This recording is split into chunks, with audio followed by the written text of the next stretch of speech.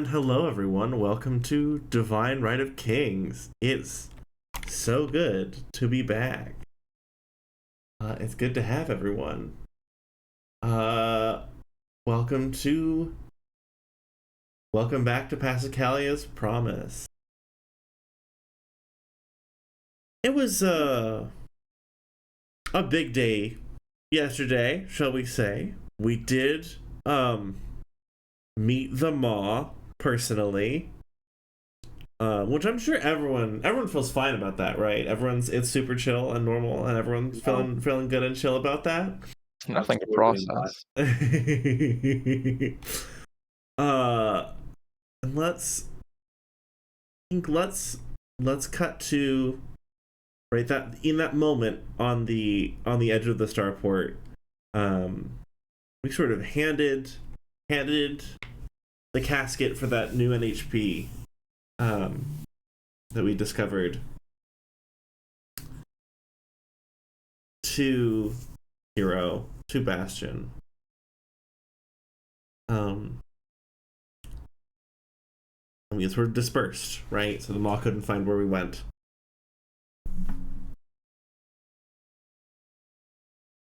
How do we feel about starting that evening? Picking back up the evening of that, or that night. Yeah, sounds good. Can I ask, what is everyone doing that night? People head to their homes and sleep and rest? What are people up to? Relocating the safe house. Yeah, that seems like a good plan.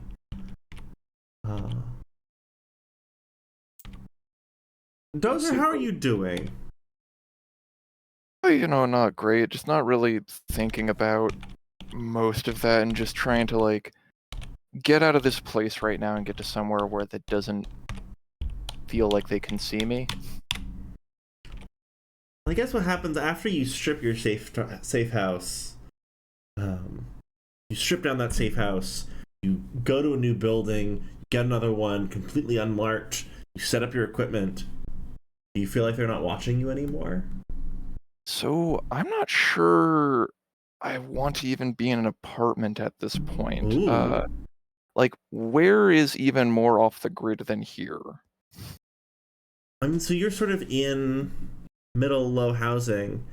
There is sort of a shanty town from the folks that have been sort of displaced, but it is closer to the desert, where we know the Maw is in the sand.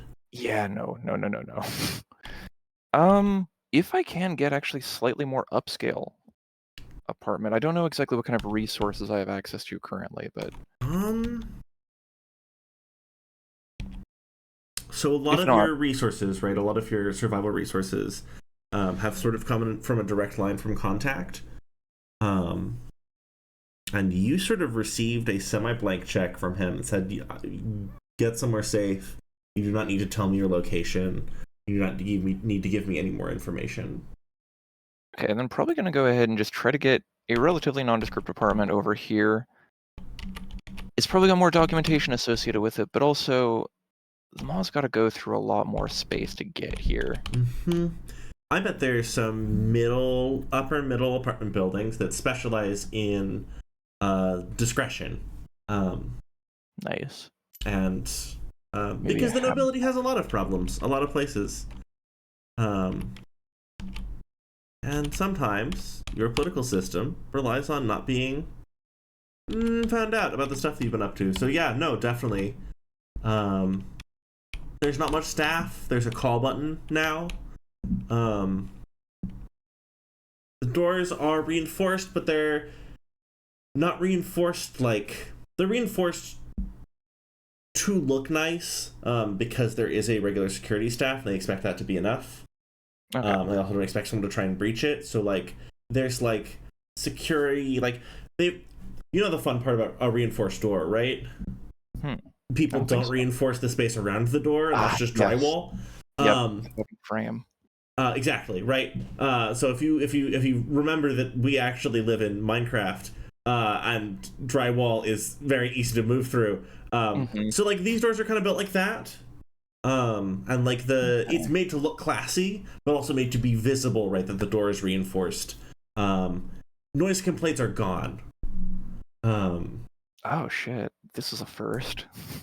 Noise complaints are gone in the sort of upscale, upscale area that you're in, because the walls are thick. They absorb sound really well. Going to set to work I'm not going to get my deposit back on this. I don't know how to own an apartment with getting the deposit back, so I'm just going to be like reinforcing everything that I can, that without being too noisy. Oh yeah, it's like if the staff saw that, they would probably take a bit of umbrage with it, but that's not an uncommon behavior. Like they would be bothered because they'd secure this room, they have to clean it up, right? Yeah. But no, definitely. As you're sort of like securing things, putting barriers on things, you do hear like a loud, it's like a 90s keyboard clack coming from your rig. Baz, the NHP, our NHP friend, he's sort of like, what's the word? Sulkily writing a 78-page collegiate thesis on why room services potato chips are not up to par. Our boy has a hyperfixation. He do. But hey, as far as hyperfixations go, potato chips, not bad for an NHP. How much have you been talking to Bass? You been all in on the move and the focus? Mainly all in on the move, just trying to go ahead and get to this place where I can feel a little bit safe. And now that there's a little bit of space, just gonna say, hey Baz, how are you doing with everything? I don't understand. What do you mean? The maw is all together, and Baz sounds like delighted, like excited about that. But you don't want to be together. That's a bit of a tough one there. Why don't you want to be? And sort of like, renders two very exactly accurate human forearms around it, sort of like wispy, ghostly, central, just like a beam of light almost. It's like just like an octagonal cylinder. It's cylindrical octagon thing. That it's rendering as itself as the two human arms, and like puts them together like it's trying to describe the width of a thing. And it goes, why don't I like it when everyone's together? It's supposed to be good to be together.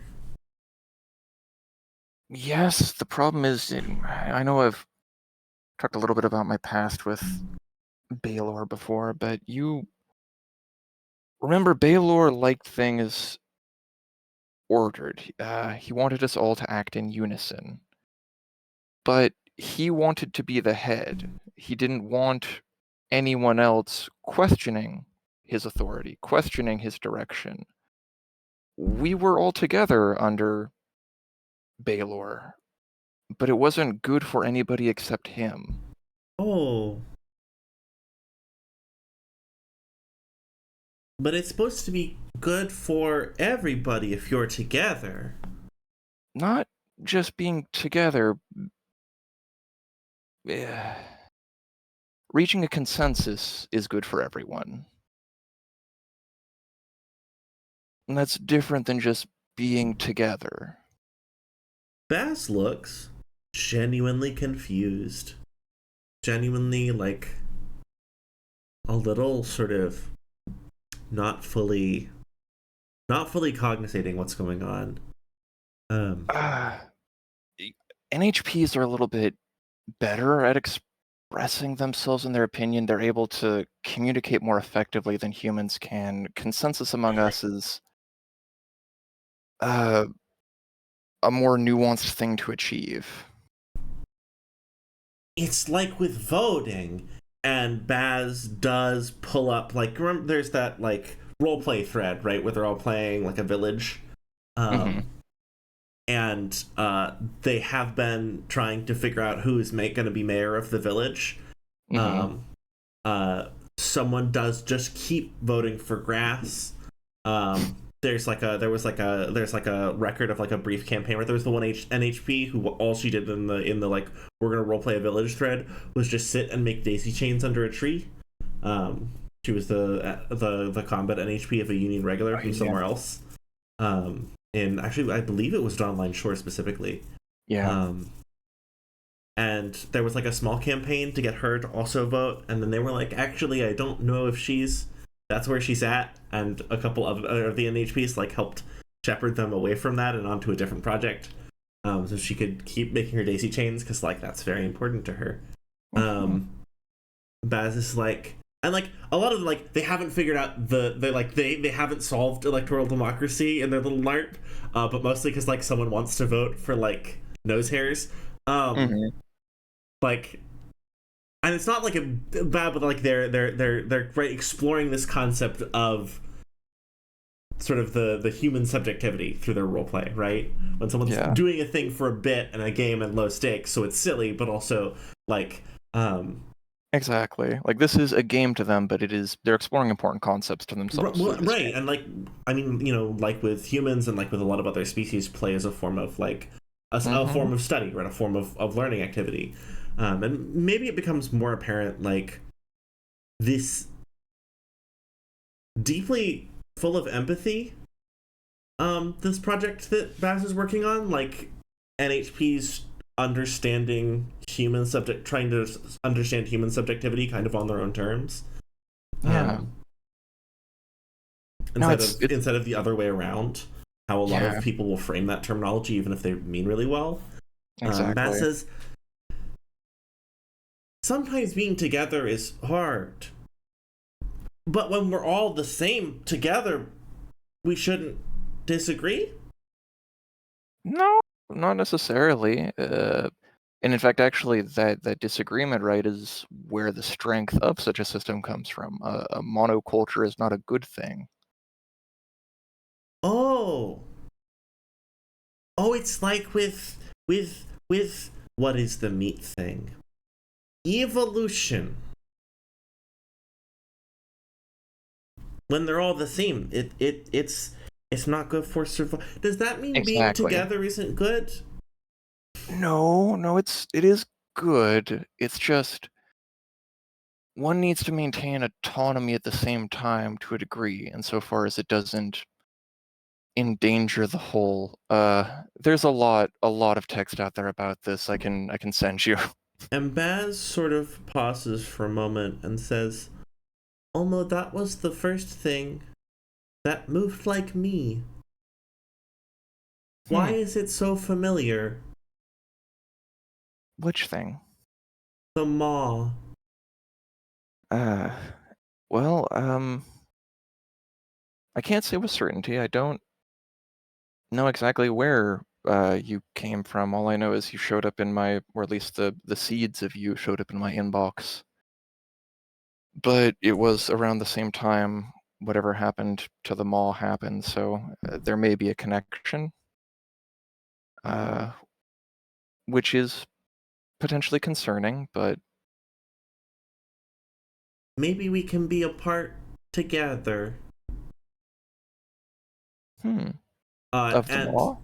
Would you believe that Baz pulls up like a little gif of the elf from the stop motion animation elf from earlier? We can be apart together. I'm sorry that was scary. Thank you, Baz. Thank you, I appreciate that. Do you mind tapping to a different scene? Yeah. Does anyone else have a thing they want to do the evening after we get back? I think Bastion's awake, working on their map in their garage. Which has like They're just sitting in there with one hand, like, in the background. Sorry, give me a sec. I gotta. Hello.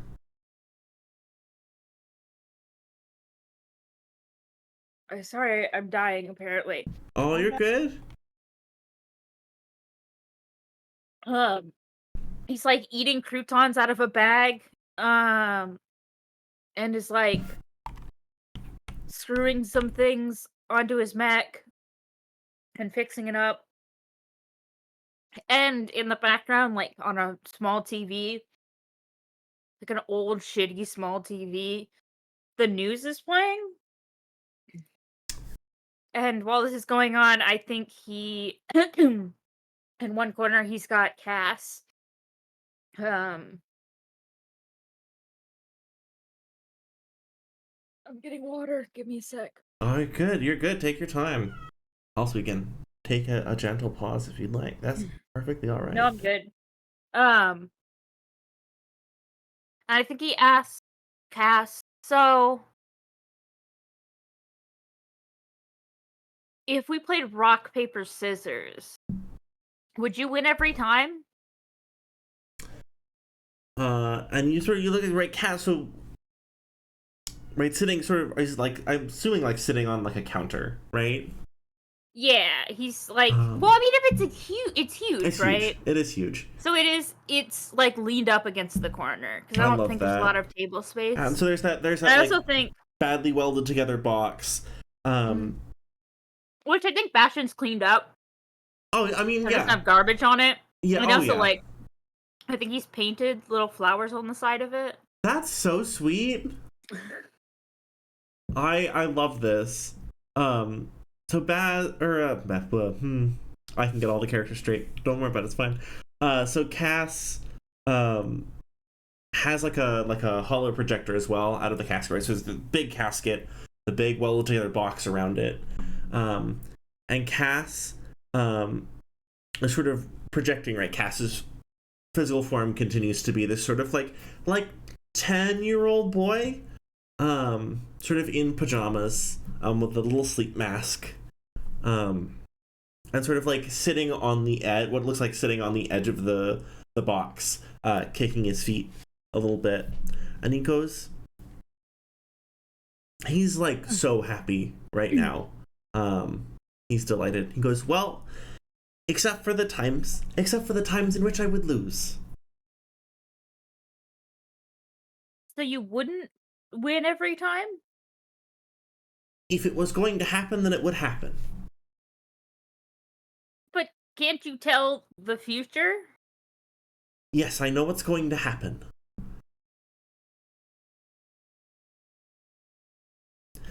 I would explain this concept better, but unfortunately this is how I explain it. So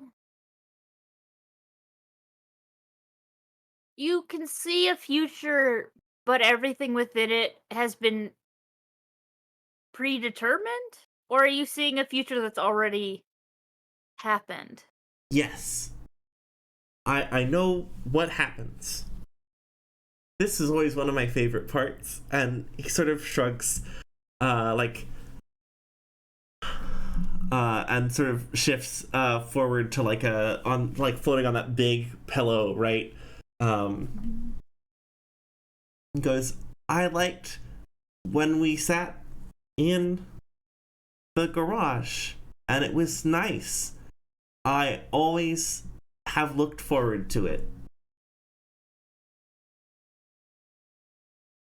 I think Bastion eats a bunch of croutons and is deeply trying to understand what's happening. Does Bastion just have a bag of croutons? Yeah, he just has a bag of croutons he's eating. Oh my god.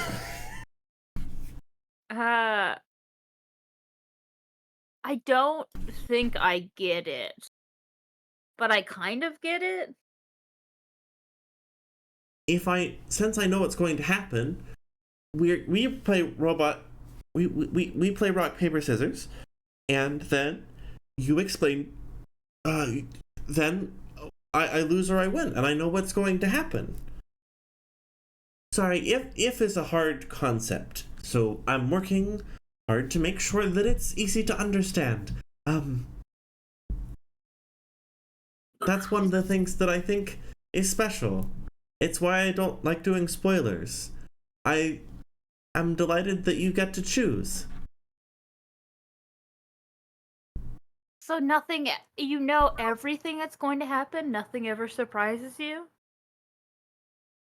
Things will surprise me, but I already know what they are. Surprise is a hard concept. Surprise happens when you're not sure. But you're always sure. I like that you get to be surprised. Huh.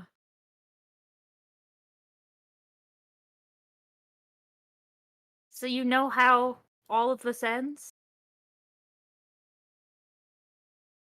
Ends is such a hard concept. A lot of people talk about endings. They talk about how different times and places end. They think that they think that a people begins and ends when there are still some of them left, or a time begins and ends. Everything continues happening, always. Has always continued happening. Will have always continued happening. But I mean, I guess I mean to say you know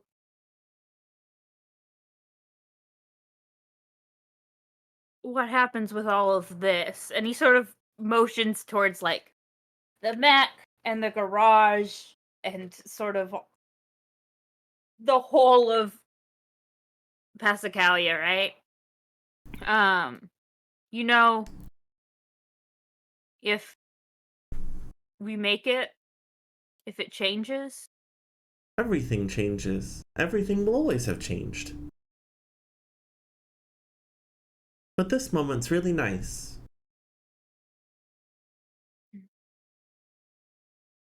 Yeah, I guess it is pretty nice. And over the TV, you hear sort of a pundit saying, regardless of what Republicanist and recidivist elements will say, the monarchy, the truth of nobility is inarguable. It's foolish to try and argue whether or not nobility is a fact of this world, because it is impossible to believe otherwise.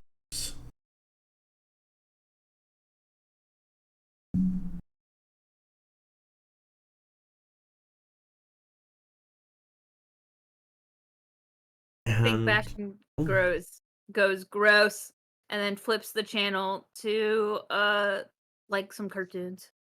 Oh yeah. Oh yeah. Oh yeah. There's the cartoons. I feel like the cartoons on Pascalia's Promise, they're broadcasting over sort of local channels. There's a very cute romantic love story about a prince, and sort of the lowborn boy whose heart has been won by this prince. He does all these things for this prince. And like there's an edge of satire to it, like the prince is a little silly.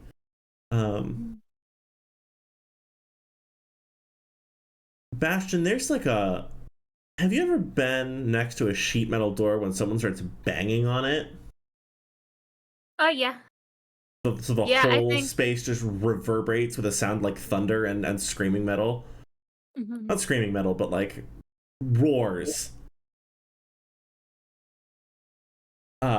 And you hear just someone outside shouting, "Hey kid, get off my fucking property! That's private property!"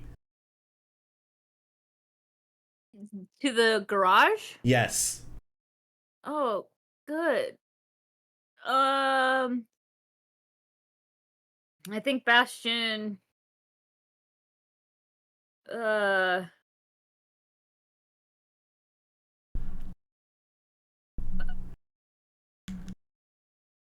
What time is it? 2 a.m. Well, okay. I think Bastion, is there a I assume there's probably not a window in the garage. That would be a crazy place for there to be a window. No, there's no windows. Um, There's actually kind of one exit and entrance, yeah, as far as you're aware.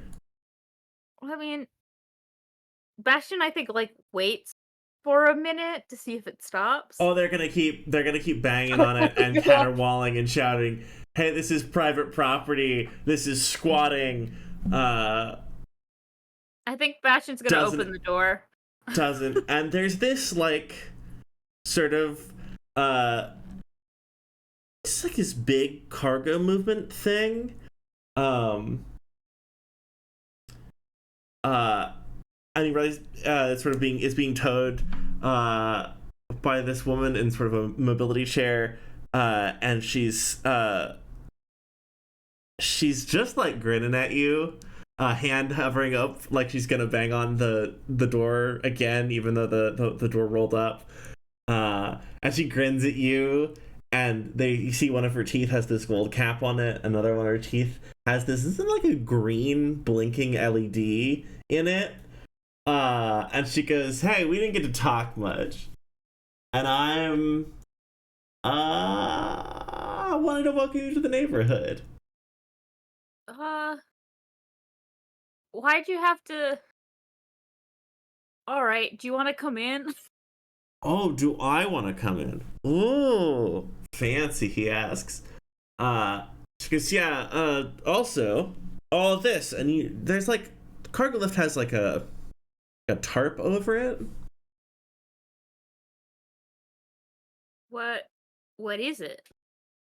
It's here, fresh order, I do believe.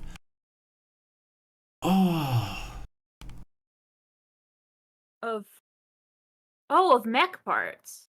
You take if you peek under the tarp, it's just like the next pieces for the Nelson that you were going to install. Bastion, I think, grins excitedly. They're like kind of warm. They're like fresh off the printer. I think Bastion starts like opens the. I mean, so the garage door is open, I assume. Oh yeah, and you can just like roll the cargo thing in. Yeah, I think Bastion just starts moving parts in. I never got your name, by the way. Oh, I don't need names. So what's and she just like rolls herself on into the garage like there's no, like she owns the place. And she goes, "I love what you've done with the place. I think it's delightful." Thanks.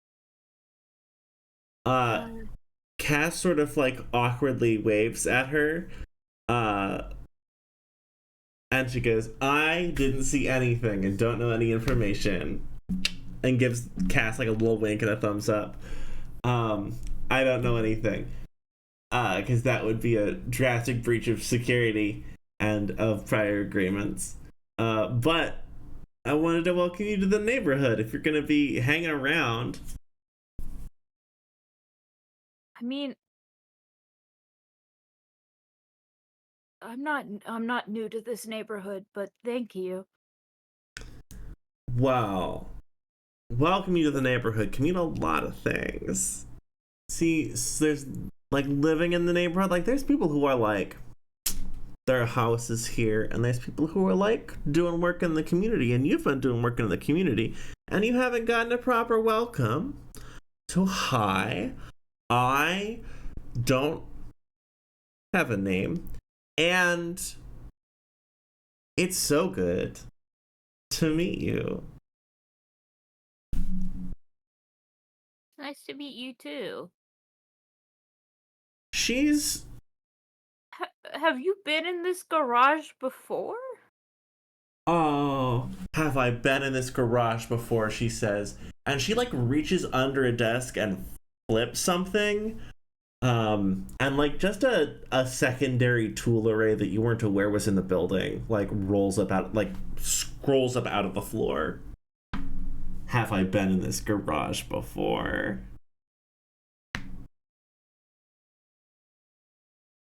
Oh, they don't teach kids their history. That's my problem with the world. And she sort of like picks at something in between her teeth, absentmindedly. You know Shifa then.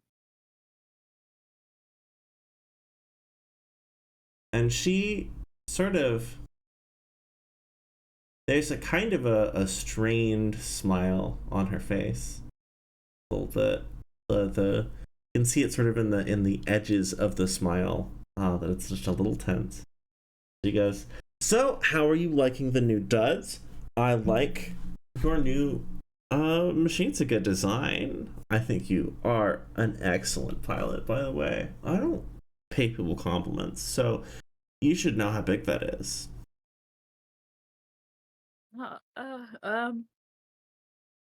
Yeah, thanks. Uh,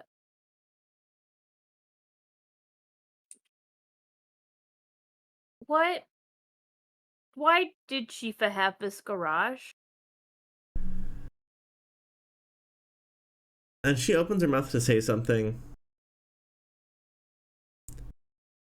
She closes her mouth. She says, "Look, listen, kid. I think you're delightful. I Has anyone ever called you pertinent before?"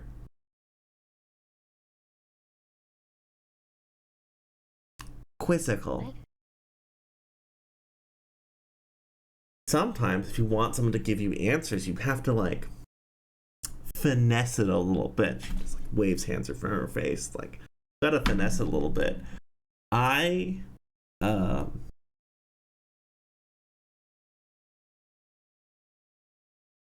Oh, listen, I'm glad it's getting use again. I just came here to do the sort of ontological equivalent of bringing over a plate of cookies. But for me, that's weapons. Well, I appreciate it. I appreciate you. And if you ever need me, my business card is the panic button under that desk over there. And she points to a different desk and she says, "But you have to not press the one on the left." Or maybe it was the right. But you have to not press that one or the whole building explodes. So, give me a call. If you ever want to chat, I have to make other stops tonight. But welcome to the neighborhood. And if you have any questions that aren't of a deeply personal and nostalgic nature, which would cause me to have big, terrible feelings about past injustices. And she makes like an ooh face at you. No, I don't think so. Well, I think you're doing great, kid. I think you do ask good questions. I think being pertinent is a very important skill. I don't know. I just maybe I'm not in a divulgy mood tonight. It's been a hard day. I'm glad that you're coping well. I also find that when things are real bad, avoiding sleep, she gives you like a thumbs up, and there's like a look in her eye that's like not totally hinged. Where she's like, "Hell yeah, avoid sleep when you are stressed." I think Bastion just like nods, but is also a little scared. I was also a little worried. Well, I think you're doing great, and we're all doing great with all of the developments. I like your art project. but I'm not going to tell you which one that is. She just is pointing behind her to the flowers you've painted on the box. She goes, I think it's great, but I can't, I'm not specifying which one that is because I'm not going to breach my agreements by knowing the location of some of my finest pieces of handiwork. Such is the burden of an artiste. And you look behind you and like, again, that box is like welded out of garbage and plexiglass. Like, you gotta remember that some of the parts that were sanded on there were still like wet with some kind of like non-specific pale slime, and it was clear that the slime wasn't coming from the box, it was coming from the parts that were attached, because it was done so hastily. She's like, well, any non-traumatic questions are available during business hours. We are available for business between the hours of 5 and 9. AM or PM? You know, numbers. And what else? What else? Do you have any pressing question?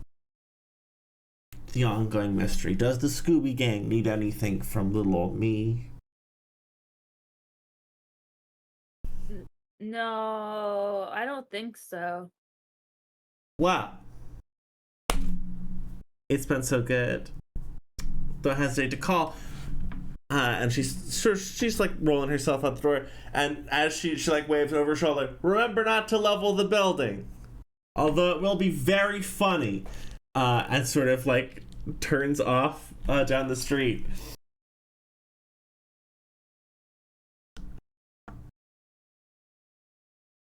Oh, okay. I think Bastion starts attaching the new pieces of his. Heck yeah.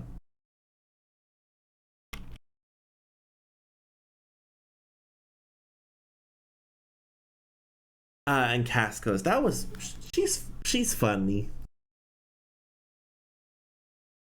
She's a wild one. I like that word. She does pranks.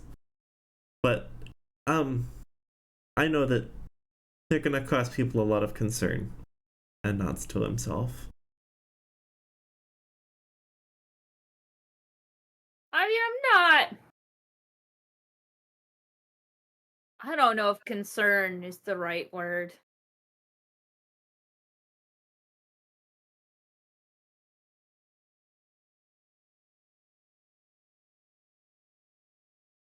She's certainly full of surprises.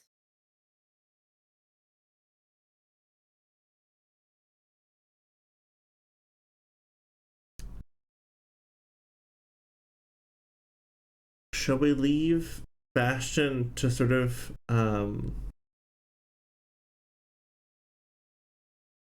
should we leave Bastion to talking with Cass and watching cartoons and working on his Mac Yeah. for the evening?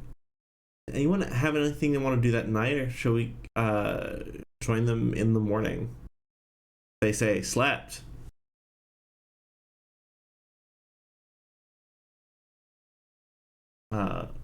Marksman or Harvestman? Yeah, I think Penn probably just real quick on his like he gets home ready to collapse and just sends off a message to his parents asking if they had any contacts in the House of Remembrance. Wait, I'm sorry, say that again? Penn's gonna ask his parents if they have any contacts in the House of Remembrance. Just as like a little message. And then go to bed. Yeah. Not expecting an answer right away. Then probably like Probably then maybe the next morning as you wake up, you have a couple texts that are like, I curate a broad list of contacts. Like what are you looking for? And then like, we're so glad that your entrepreneurial spirit is showing, and we're so proud of you. Yay. Oh man, how would he explain this? I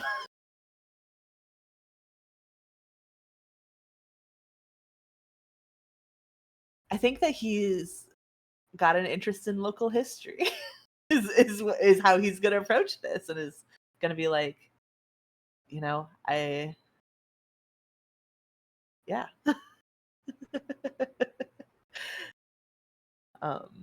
So anybody who might have access to some like primary sources of, Passacaglia Promise records is something that he'd be interested in talking to someone about and reading. Yeah, they do direct you to go to Temple. There's they're like, well, it is always good to keep up with local politics and religion. That's like an important part of understanding other members of the culture. Really helps you land a sale if you can tie those ideas, and I think that's a very good idea, and like connect you with the temple. Cool. Or rather, and route you to like, maybe you should go in person and give you the location of a temple. They're like, this is the oldest one in the district. They will think you are cool, and they will think you are cool. All right. And is this the next morning then, or? Oh yeah, next morning. Okay, cool. Just wanted to make sure I'm getting my timeline right. I guess I would also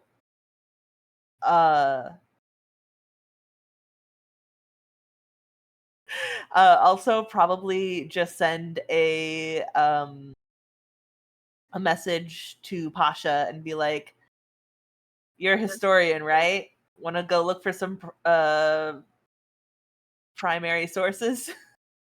Oh, hell yeah. And then text the address of the temple, and I don't know, 45 minutes from now or something.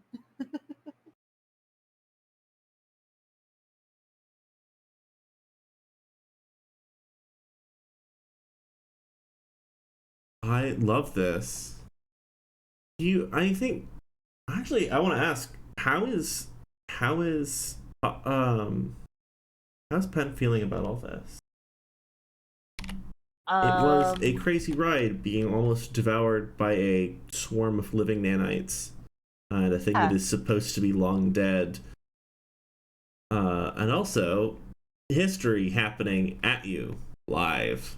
I mean, so like, honestly, I think that Penn is less shooketh by the potential near-death experiences and more feeling a little turned around, just because like something that has very much, because specifically the way that people in the Karakin trade baronies think of union is something that Penn has been living with his entire life. And so like there was definitely, I feel like, a part of him that like had the weight of this like horrible like attack on the planet, that like, that was something that was, he thought of as a, he was a part of that legacy. And now it's like, oh, actually you didn't do that, and it's all a lie, and haha. So I think for him, that's the thing that's more impactful about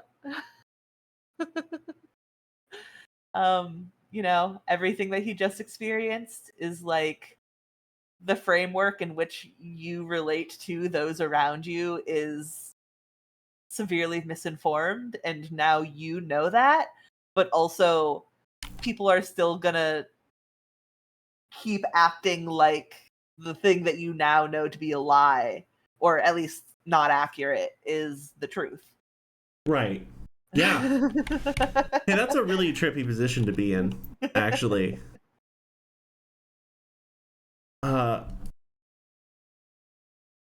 That's a lot. That's a lot. So that's kind of like the thing that he's grappling with right now, and also why he wants to go do some fun historical research. I think that's wonderful. I think that's wonderful. Do you want to cut back to you when you're on your research project? Yeah. And or Yeah. Pasha? I Do you don't know want what Pasha to was do a doing thing this morning, or do you want to join for the research project? I mean, Pasha was having a time last night. Do we want to look at that? I would love to. What's Pasha been going through? Pasha got home and just fully did a Titan hands dismount through his window. Wait, say that again? You know, you open the front of your mech, and it uses its hand as a boarding ramp to wherever you want to go. That's so... Dragged the black box and the book onto his table, shucked his suit like a big pile of elephant skin, and just jumped in the shower. I love that. Definitely thought you heard some, like, thumping on the outside of the building when you were in the shower, but that was fine, probably. That's probably normal. Pasha is not leaving the shower. Pasha is sitting in the bath while the shower fills it up and, like, peeling the magnet, like the Thames unit pads off his limbs, and talking to his CompCon unit and to Red Hen. Yeah. What do you want to talk to them about while you're sitting here in the shower? I want to talk to Red Hen about her autonomy, for lack of a better word.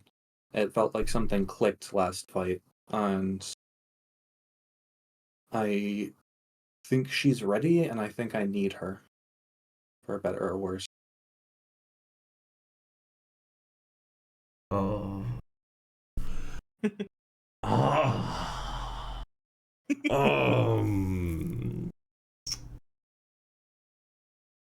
Oh. The deal was that I was going to tell you when I was ready. And I have amazing news for you. Perfect. I don't want to get out of this bathtub. Can you park yourself? Park myself? If you're asking if I've taken up a perch, the answer is yes. And you're like, your brain puts together the thumping on the outside of the building. Like, she may have just scaled the building.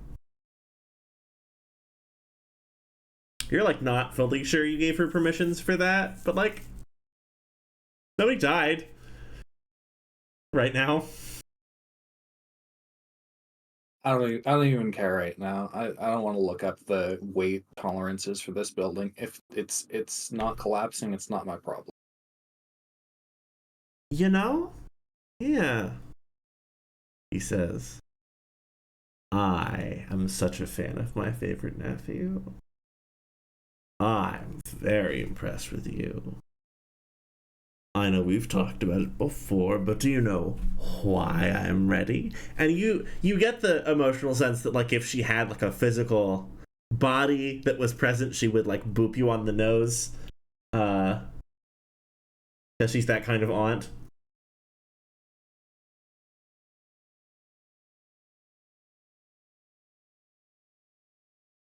Just for me, go over it again.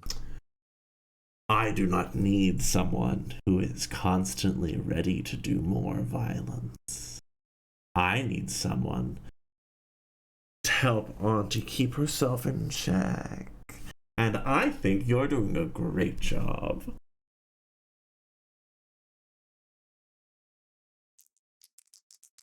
Yeah, I sure hope so. I don't want to repeat what happened at home. Ooh, I know that wasn't you, and that couldn't have been you. wasn't it? Are we getting that in depth already? No, we're not. I'm too tired for this shit. We're gonna grab some ibuprofen and order Red Hen into sleep mode. Too many horrifying revelations for one day. He goes, well, I'm very happy to take a nap. I am so impressed with you, my nephew. I think you're doing a great job. And you hear the boom as the like system sleep notification. That's very funny. Bookkeeper's falling asleep in the bathtub and she's gonna mumble very softly, thank you. Between being awake and asleep, it's just like genuinely means a lot to him. Baby. She's I'm not gonna say she's a good auntie, but she's doing her best auntie. Everybody's dysfunctional here. We're all working on it. We're all working on it. Everyone's so functional. I don't know what you're talking about. Ken has never had a problem in his life. Neither is Bastion.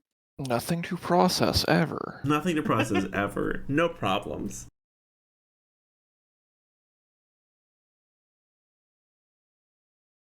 Goodness gracious. What else? I love that. Do you want to fade out here? Move to the morning? To that morning meet? Then have more business before folks want to go to temple? Or when do we have a meeting with contact? Yes, contact has When is that? essentially stated that it's important to meet. Understands that everyone might have business. Essentially gives you the same like 4:30 time the next 3 days. Asks for confirmation. Understands that people may need time to recuperate, get affairs in order, and recover. But he does need to speak with everyone at the soonest opportunity. Oh, so you should probably do that beforehand. Oh, I mean, 4:30 is in the afternoon. You guys could probably go to temple first. You're right. Okay. Yay, research.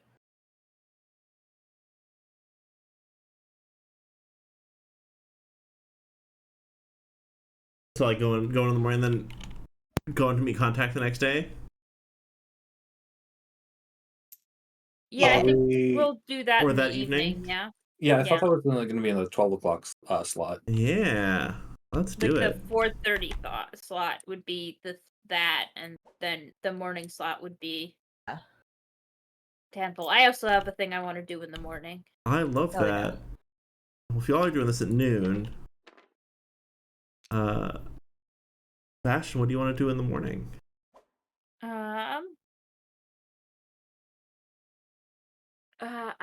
I think Bastion wants to head into work in the morning. Oh goodness.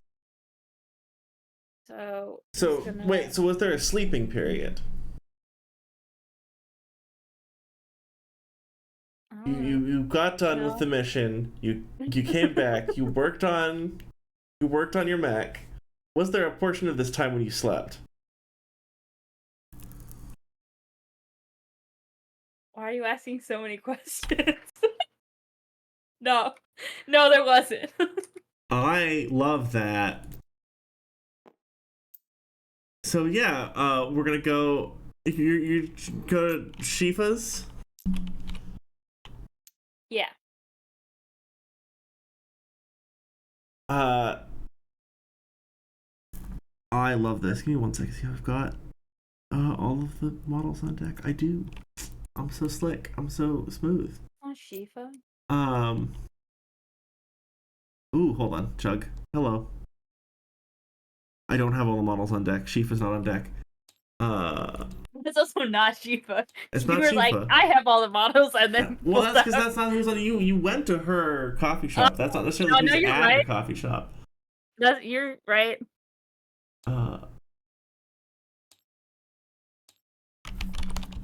You see Charlotte sort of behind the bar. There she is. Damn, I'm so smooth. And also resizing everyone to match the same scale.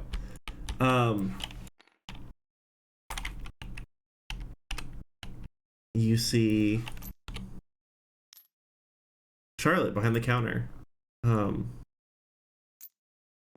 And she's like 3 orders deep. There's like a couple a couple notes up for the orders.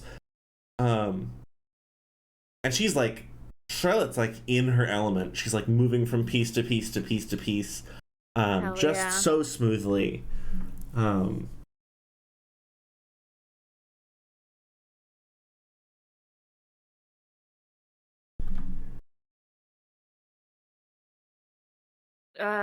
I think Bastion heads up to the counter.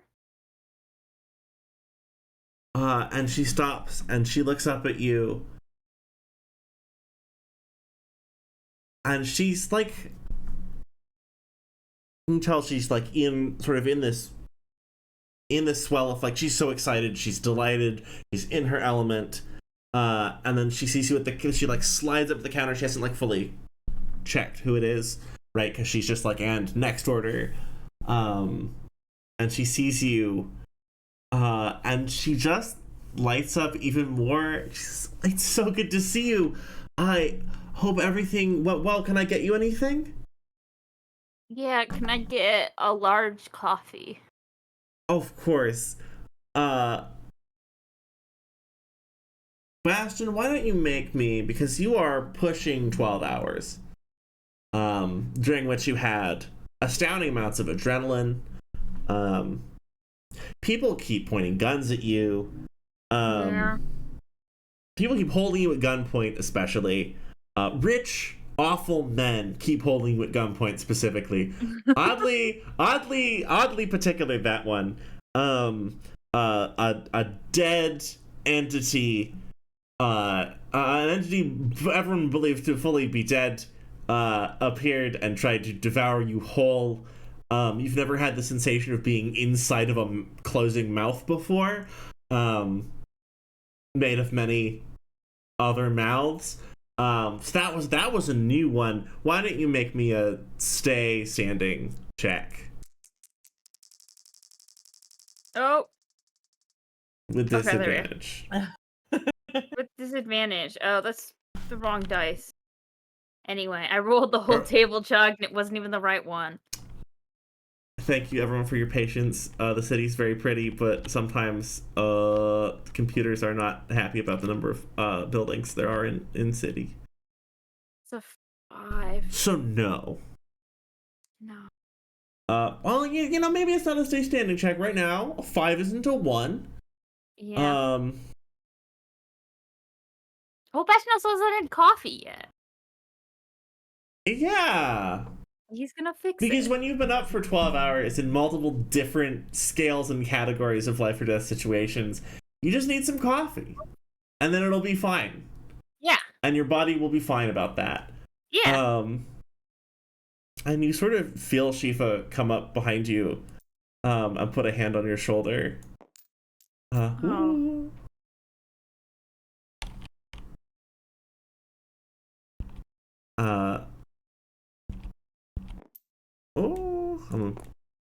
Give me a moment while I play with collisions. Play It's with fine. the dolls. It's fine and normal. And sort of Shifa comes up behind you, and just like places like a comforting hand on your shoulder, and she says, "It's good to see you. I didn't know you were back yet." Yeah, I'm sorry for worrying you.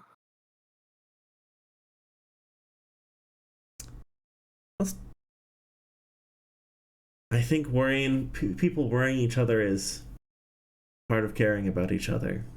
You can't control whether or not I worry about you, as I am just gonna keep caring about you, no matter what you think about it. And like gives you like a comforting tap on the shoulder. Because Shifa, I'm ready to take over. Or actually, Shifa goes, Charlotte, I'm ready to take over now. And Charlotte, like, looks at her, and she does a bit of a performative pouting at Shifa. And Shifa goes, I mean, listen, if you still want in, we've never been tipped this good in our life. And like Charlotte makes the yes, like gesture to herself, like a little like haha supervillain's smirk to herself, and then continues making the coffee. Chifa says, "How much did you sleep?" Enough. So you didn't sleep. I don't know. I'm fine.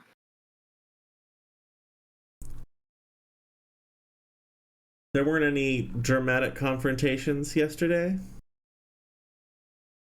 I mean, because when I see falling stars at midday, it tends to indicate to me that everything's fine and there are no problems. And you remember, right, the mercenary company dropping mechs from orbit into the desert.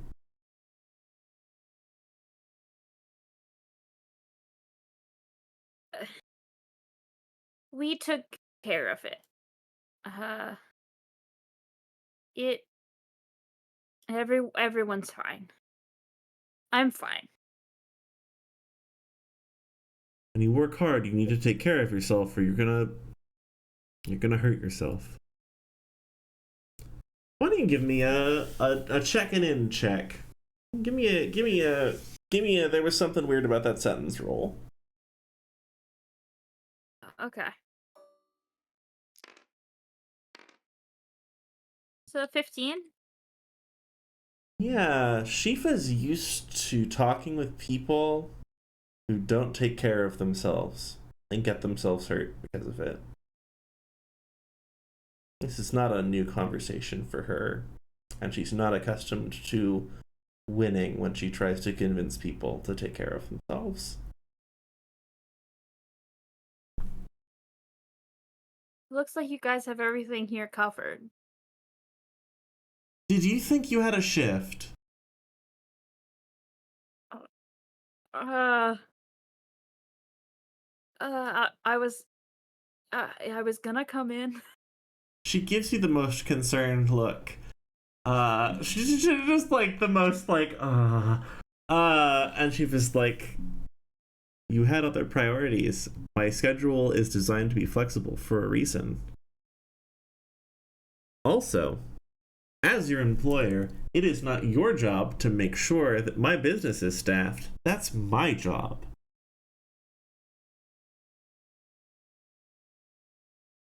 Yeah. Thanks. And I think Bastion takes his coffee and says, I'll be off then. And heads off towards the spaceport. And Charlotte, as you're leaving, goes, be off to bed. I will later. the most honestest. I love this. Let's drop table. Thank you. Here we're gonna drop you at the spaceport. Let's tab over to Temple.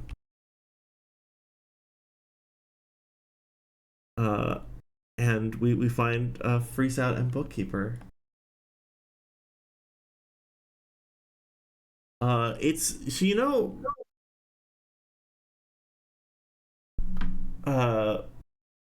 Pasha and Pen, like, you've been in the neighborhood where Shifa's coffee house is, right?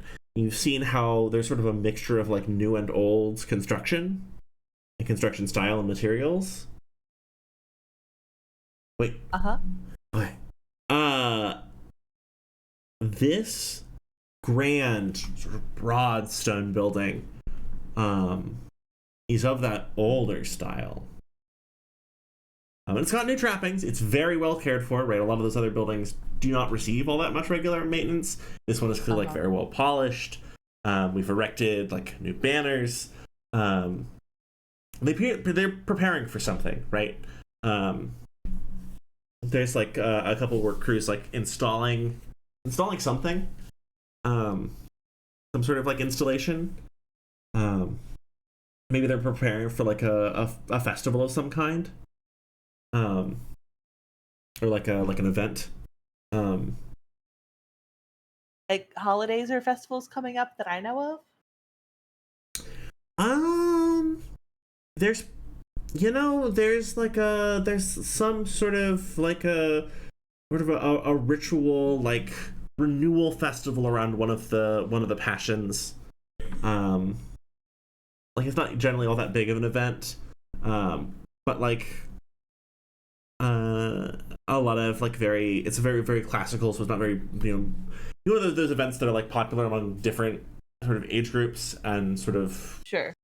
And it's sort of an older event, so like it's not the kind of older event that's trafficked by history nerds. It's the kind of older event that's trafficked usually by a bunch of sort of very conservative people, because it shows them they're what they view as history, right? Those two different kind of historical festivals. There's not always that much crossover. Real paramnesia moment. But yeah, like they're setting up for a festival. They've got like big like stainless steel bowls that they're installing. Big fancy ornate bowls that they're installing sort of in multiple locations across the sort of front awning. The lead up the stairwell up to this building.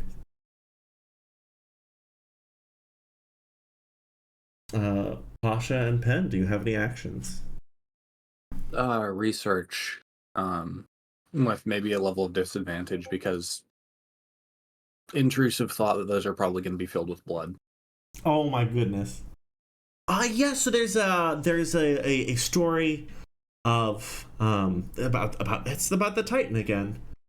Titan keeps coming up.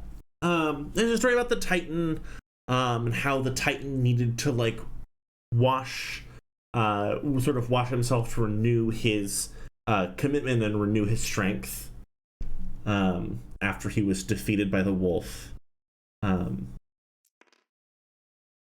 That darn wolf. The wolf is one of the passions. It's a lot about hunger. Yeah. Titan and the wolf are like, there's a lot of legends where the Titan and the wolf are either mortal enemies or friends in a lot of the legends, or they sort of toggle between these two things, right? In a lot of the stories of the passions that you've heard. Love to see it. Like you sometimes see in like in like mythological pairs.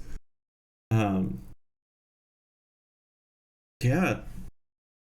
I given like a specific person who works / volunteers here that I should talk to, or is it just like show up at this building? People are busy. It's not super open right now.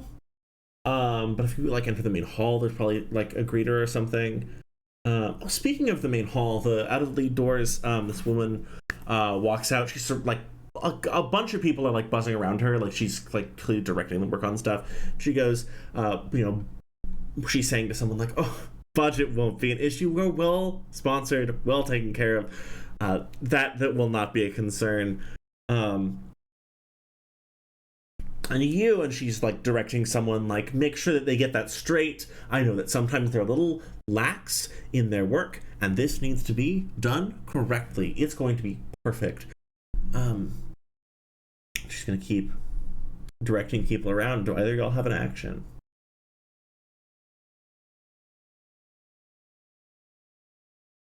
Who, show of hands, wants me to go over and start just gerrymander, quote unquote, debating her to get her off the back of the poor workers. It's up to you. Yeah. Do Can what I you think roll is to see exactly how long I can tie her up by gently prodding at her ideologies? Not I like, mean, outright offending her, but like, I just want to distract her as effectively as possible. you're just like walking up to her and being like, I have these thoughts. Like, Rude? Or is she more just busy? It was a little rude. She's clearly like the directing sort of the setup, right? So she's like here and there and this and those over there. Like she's organizing a lot of things. wait, is my read of the situation that she has come into this temple to use it for this sort of conservative historical reimagining and is now like being bossy to the people who work there? No, so the vibe seems much more similar to like reasonable to take from that data. The vibe seems much more like she is someone installed of importance, like she's a part of this place, Okay. in sort of a directorial role. And so like it could just be stress, right? It could just be like they got something wrong and I'm bothered. She's so up in the like giving people directions, trying to do sort of that upper level management. But like it was weird and snippy about the people she's having do construction for her. Yeah. Two things can be true.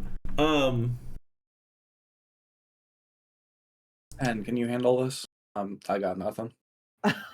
Sure. Penn will walk into the fray very calmly and self-importantly. Pen, as you're heading in, you notice, Pen, you remember when Bastion was shot and you went to do. Temple and got a figurine? Am I Yep. remembering that correctly? Uh-huh. And the person you spoke to at Temple just knew which bond was your friend's. Knew which of the passions your friend was associated with. Including me, which was weird because people tend to get it wrong. Yep. The person you spoke with is just sort of lingering at the back.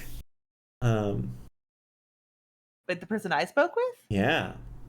Other people running in and out, getting directions, moving in, It was getting Bastion that directives, went in. moving out to go do what they're working on, right? She's just sort of lingering in the back. I don't think I interfaced with. Did I interface Oh, I with thought anyone? you went and got a statuette for Bastion, isn't that right? I think I'm misremembering. Harvestman did that. I Oh, did, and I forgot about it. no, you're good. Thank you, everyone. My brain's a So little it's slow today, so I Pasha appreciate who it. would recognize the person. Then definitely. Then I think, Pen, as you're like walking to this storm of people, Pasha, you're like, that is the one still, right? That's the one still particle in this sort of moving mass of people. Oh, particles. Oh, that's an uncomfortable thought. Oh, moving particles. It's fine. Anyway, the one person. All of this occurs to you, by the way, Pasha.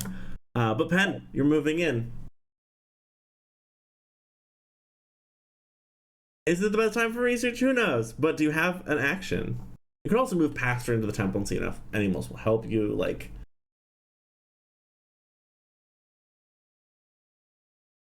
I mean, Penn wouldn't know that there's a better avenue for things. Also, you're very important.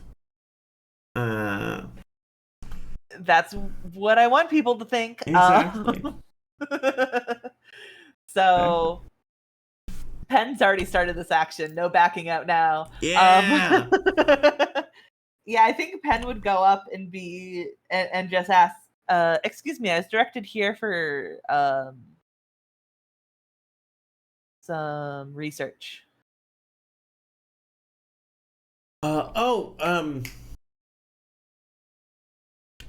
And she like and like snaps twice. There's tourism director, and there's this sort of like meek young man that like nods, hands clipboard to someone else, and one of them goes, hello, are you new here? I can give you guides to understanding the passions. Is there anything you require in terms of guidance? What are you looking for today?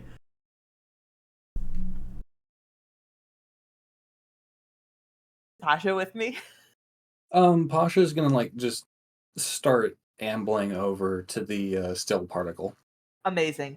Okay, Penn will continue then. Yeah, he'll just say, yeah, I was informed that if there is any, I've grown up here, been here my entire life, but I'm doing some current research for school on specifically local history, planet history, and was told that there might be some resources that are easier to access, some primary sources here that are easier to access than at university. Oh, of course. Let us go inside. I'm sure we can find something, and sort of guides you in out of the hubbub. Like there's some like there's places of worship, but there's also some like museum exhibits. It's a large building. I'm sorry for pulling you away from everything that's going on. Actually, moving out of the hubbub is quite nice. In that case, I'm glad I was able to rescue you. Of course, history is one of my specialties. It's I'm much better at this than figuring out how to string garlands. And he nods. So, what parts of history were you interested in particular? Pasha, do we want to head back to you? Or actually, Penn, what parts of history do you want to focus on in particular? I want to focus on I'm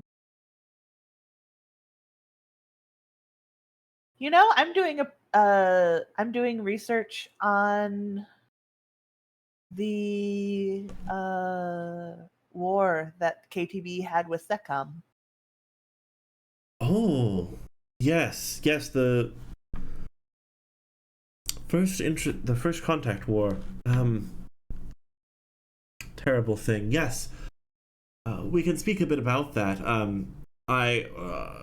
Most of our exhibits have to do with more local affairs in some way or another, but it is a good place for learning if you want to see the fallout of such events. And he's gonna guide you to one of the exhibits about events that happened on Pascalia's Promise. Awesome. Pasha, Cool. you've made your way to this person. Fine and normal today. Can I do a check real quick to confirm assumptions I have about the clergy here? Wait, say that again? Sorry? Can I make a check to confirm what I know about like the hard rules that the clergy here follow? Tell me more. If there is like a sort of how strictly do they take confession? I don't know if there are confessions in the Catholic sense, right? In a confessional where it's anonymous, like, and we're telecoming with God, but I bet there are places to take advice, guidance, and speak about the passions, and like know that what I admit to and ask advice on will stay private. Oh yeah, definitely. I think that's definitely a cultural service they provide. Cool. We're gonna be fine and normal today, and after the proper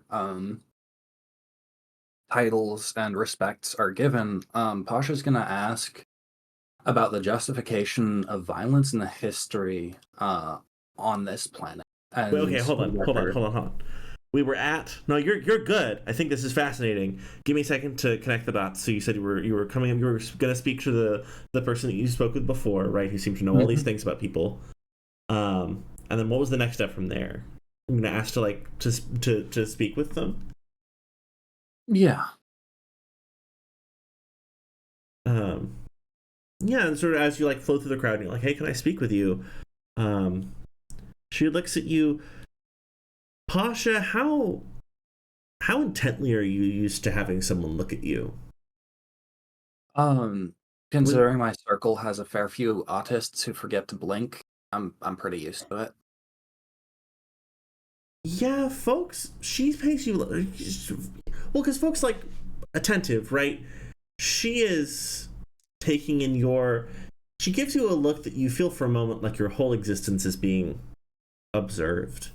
Not disrespectful, not necessarily uncomfortable or aggressive, just like you feel very perceived. Hard to place.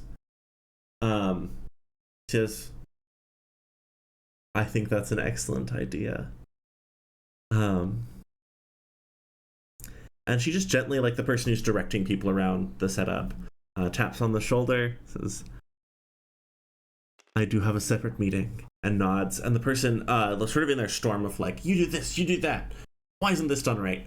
Turns sort of surprised and nods, sort of a little embarrassed. You're not quite sure it's deference, but there's some sort of power differential happening there. Also, anytime I'm like saying stuff, please, you're welcome to always be like, can I learn more about that? I would like to roll dice at it. But in that moment, like, there's some sort of power differential happening there.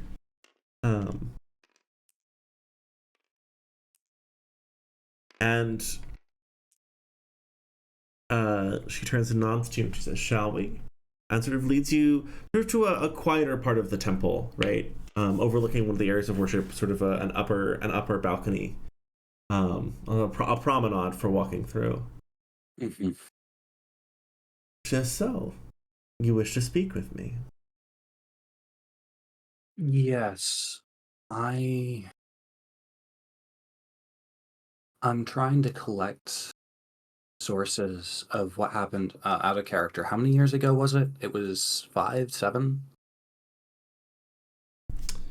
It was. Oh goodness. Oh no, I have to remember the time. My times tables. Oh, don't. No, you're as good. long as we're on But the like same page, for the time of the first impact, yeah. The time where like Shifa was active and like shit went down and a Ooh. great many injustices were done. I need to know about that and Okay. where it stands on the scales. A lot of the sources I have access to are a little biased. Okay. What do you mean by where it stands? Did you say that in character? Because it's actually much easier for to give the answers in character. Yes, it is in character. When you ask me where it stands on the scales, what are you referring to?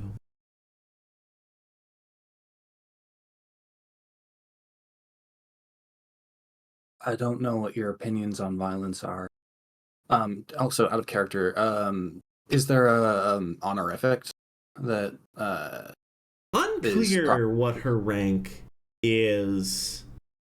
Other people had a much clearer rank. She's wearing sort of a priestly robe. Kind of like when you met her the first time, you can't see much of her. She's this big cowl that she's wearing. Seems like there's like a high collar, but that's like most of what you can like. You can see kind of hints of like some kind of a high collar. She says, "I think one's opinions on violence are a grand, perhaps a broad conversation.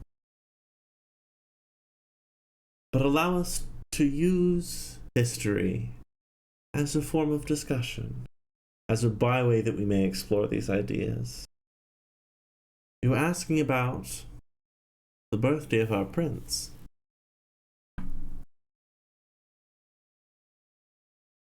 Out of character, what? So there was one of the things in the research is that Percy, every birthday, right? Because Passacalia's Promise exists sort of as sort of a PR, a really good PR moment for a lot of very conservative voices in the baronies, right? It's the showcase of what Baronic life is like.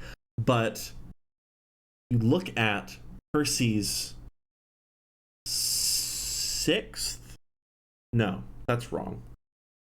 All of Percy's birthdays very celebrated, except for one, when suddenly there was no news coverage of what happened that day. when Percy was very young. Huh. He goes,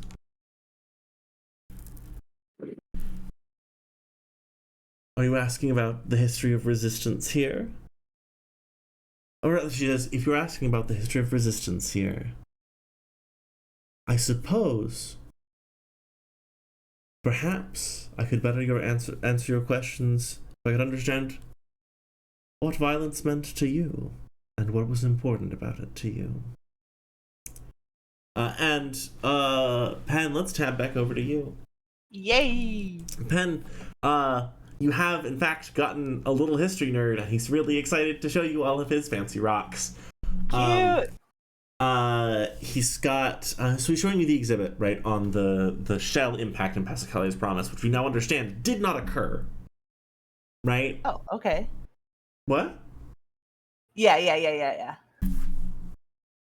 Sorry, I thought you were saying that he was saying that it didn't occur, No, and I was like, right. what? We understand that the shell, the Secom shell impacting this planet and wiping out its biosphere is just not a thing that happened, right? Yeah. But for him, like, he is so delighted to tell you about history facts, but also it's a deep sadness, right? This was a beautiful place.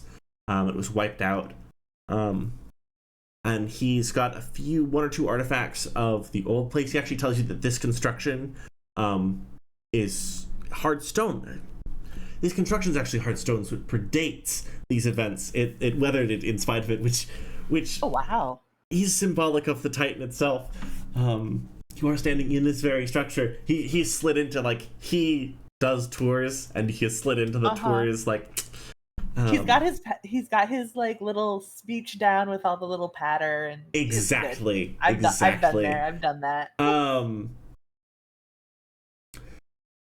So this very building itself, there's a few like rocks that have damage on them, essentially from the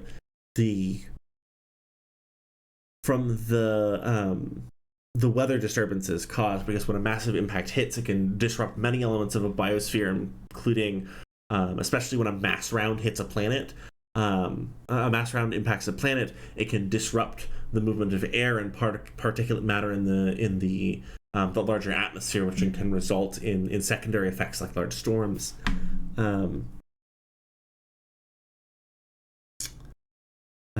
And he shares, like, there's this image of what the planet was like beforehand, and it's green. There's a little display. He doesn't like focus on it too much. There's a little display about like local, sort of the local plant life that was present, like olive trees, a couple different types of grass, like olive trees, oaks, kind of like estimated climate reading, because they don't have super good records on that time. So a lot of these are estimations, you realize. He says, even though there aren't any personal records of anyone who's left after these events, you understand. I'm grateful for your interest. I think often the details can get forgotten and mixed up, and the grand statements people sometimes like to make about tragedies in order to meet their own ends. And you realize that, like, this history nerd fully believes this thing that he's talking about, right? But also, like, he feels a little saddened that a tragedy of this kind essentially would be wielded by people who are looking to form a policy and have built that policy first and found justifications second. Almost like someone can do a terrible thing, and you can think that terrible thing is terrible, and also other people's response still bad. Exactly. Exactly. Not an excuse. Exactly. Yeah, there's our little history nerd. He really likes his tragedy. Not like he likes that it happened, but like he is fascinated by the topic of his study. He thinks that it's important. Do you have any questions? Do you have anything you did I answer everything you were seeking? I guess I have more questions just about like how exactly the impact changed the planet. Or do you know if there's do you know of a place where I could potentially access records of some kind from that time period? Well, records were hard to come by. The Yeah. devastation was rather total. Yeah. So we can mostly only resolve things from the fossil record. You're like,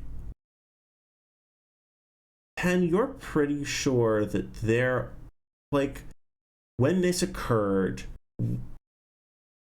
Boronic Space had access to orbital imaging, had access to a lot of.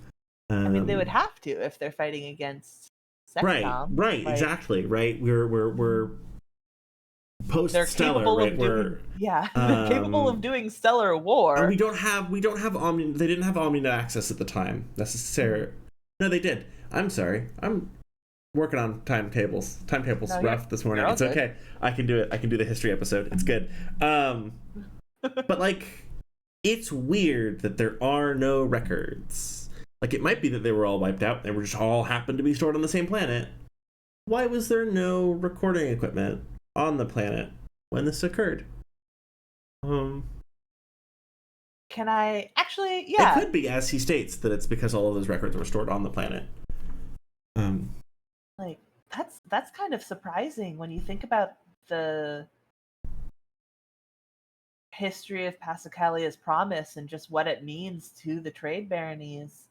I'm shocked that they wouldn't have any, backup records or anything else besides. Well, when you say what it means, our little world, I think, is most important to others as a story of regrowth and rebuilding. And I think what it was before its destruction is less important to them. For many, this event was the beginning of a story, not the continuation of one. Shame. It was beautiful. As best we can estimate, it seems so. We have some replications of what we believe local artwork was like. This event was not 3,000 years ago. This is a little lack of information's a little weird, and it doesn't quite necessarily feel like the information was like purged, right? It doesn't feel like someone went in and redacted a bunch of documents. Why is there no records from before this time? That's strange. There should be something more than this. We know what kind of round or munition or what have you was used on the planet. I mean, we've got to have records of that if it had such a large impact. Oh, yes. Yes, and he like goes to one of the displays and he can pull up a full readout of that ship because it's like more than 500 years out of date and has been declassified. He says, yes, I suppose the explosions are the exciting part of history. But he shows you, right, so the mass rounds are not a thing that you can fire from a mech because they are too large. Yeah. They are the kind of things that punch holes in continents and genuinely could potentially do this to a biosphere on a small planet like this. Like, in terms of planetary scale, we're relatively small. So what sort of impact did this have then? I mean, we look at the geological footprint of large asteroids and such hitting other planets, and we're able to see, specific layers of settlement or an increase in radiation or what have you. What did obviously storms were kicked up, but how does that a particular it's- interaction in the biosphere destabilized what was already there. There's some theories. There's some have said that the planet was being ill cared for, so even though it was, by all accounts that we can gather, a very beautiful natural place, mismanagement of some kind likely caused an adverse reaction and interaction.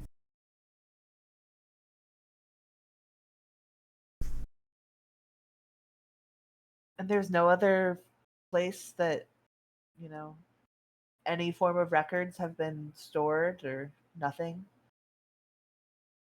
Well, they're my personal research files, but we don't necessarily need to get into those. This is the broad strokes, the large, well understood and accepted form for the academic community. And he smiles, and you're like, he did say his own records. He did say broadly understood by the academic community. Like those might be different. Pasha, are you with us? Yes, I am. Pasha, do I want to step back to you? Sure. Pasha, she had a question for you. What are your feelings about the nature of violence? As discussing history can often be an important rhetorical tool. You understand those ideas, and she could perhaps give you a better guide to history if she understood yours. I don't want to be here for 3 hours, so I'm just going to defer to the trolley problem and stay away from messy human feelings. I feel like justification for harm can come from preventing harm.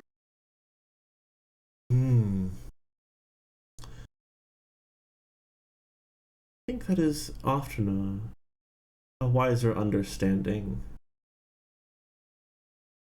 a fuller understanding, although it is often built out of these messy human feelings, as you say.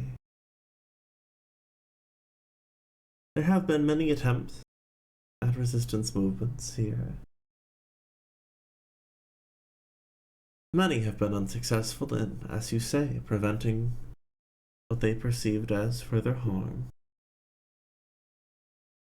It is always difficult, perhaps, to weigh the results of our actions in a context.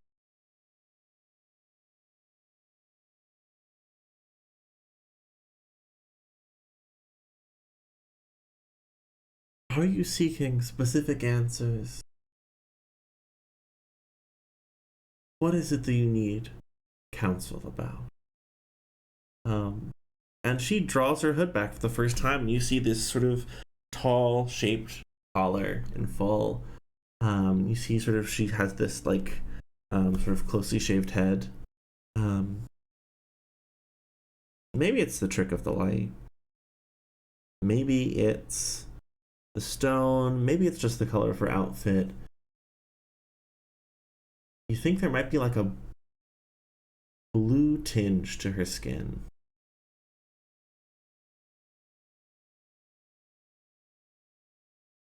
Says, what is the counsel that you see?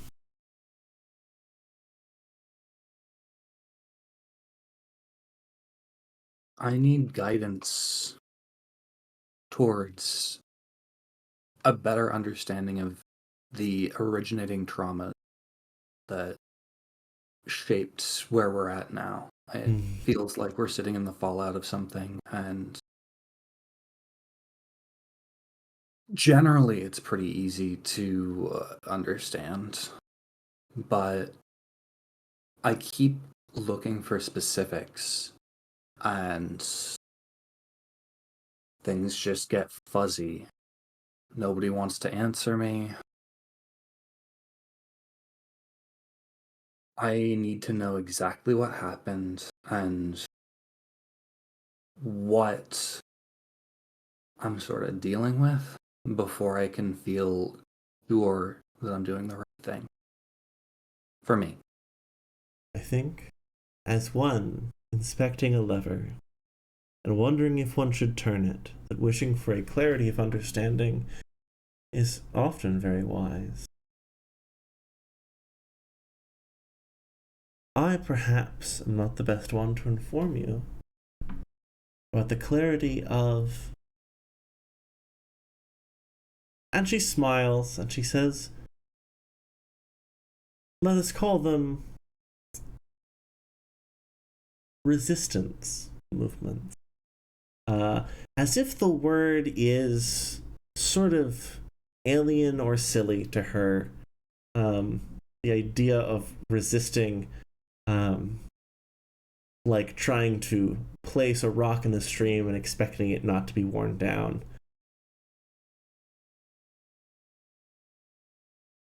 Just gonna have a flash of. I don't. Can I actually do a knowledge search check to the allegiances of the? Oh, what was it? Ordo House- Xenoglossia? Yes, thank you. Yes.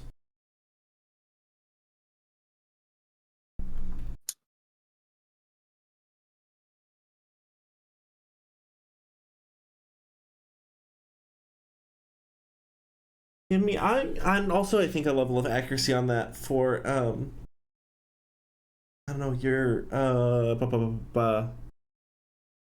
for your that's kind of book learning and study.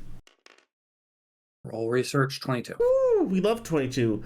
So the Ordo Xenoglossia is often sort of the carrier forward, right, of these of Baronic space, right? They're part of the immovable machine, right?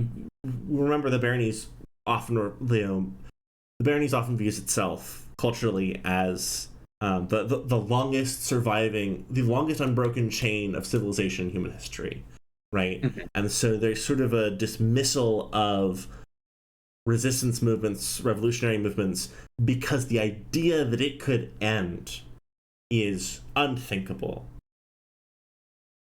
And so often the Ordo Xenoglossia, because of their nature as being outside the system of the houses, often acts as advisors and voices of wisdom in people's ear, and sort of exists outside of the scale of a lot of internal Baronic conflicts, because they hold this the larger institution up, right? Mm-hmm. But they aren't aligned specifically with houses in as much of a way. So expecting a degree of impartiality isn't unreasonable. Yeah, like, so, right, impartiality largely, but also sort of a reinforcement of the existing systems that be not in their unchangingness, because if you look at Baronic history, if you look at the time of Tyran, if you look at the time of Calendula, it's changed. But the overall structure is like a rolling behemoth that does not stop, right? Even if its nature shifts a bit in one direction or the other. Okay. Gonna just suck in a breath, remind myself that just because I've named a monster doesn't mean it's not a monster, and press forward.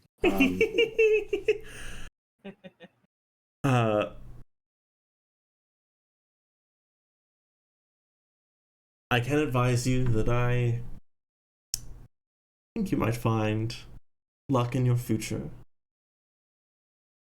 I think your dedication to understanding is a good one. I think that acting as a student constantly is very wise. Because if one is always a student, one understands that one always has more to learn.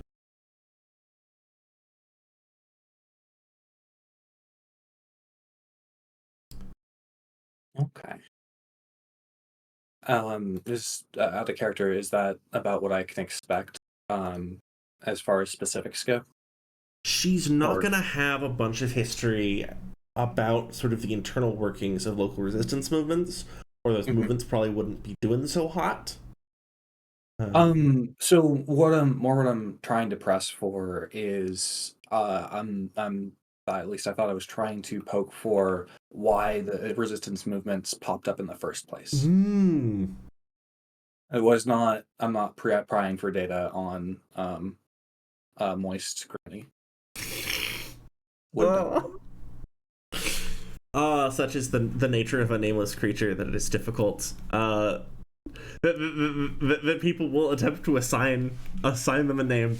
We love her. So yeah, the member of the Order is Inaglasia before you. The augur before you, the actual augur before you.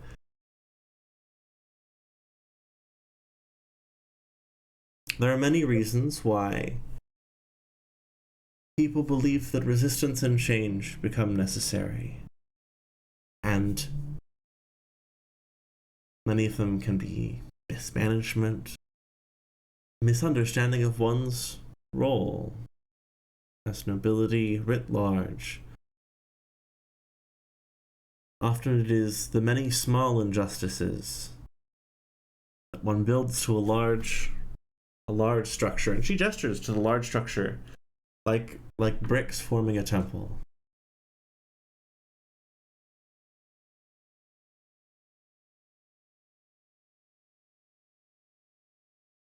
I understand that there are places in the city where people construct their homes from sheet metal. And there are places in the city where the towers rise to the sky and the domes blot out the sun. Each of the reasons why someone would resist these things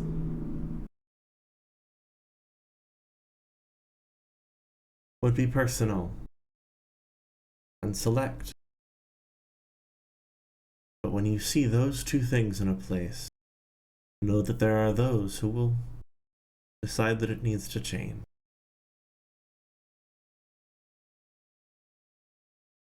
Am I answering your question?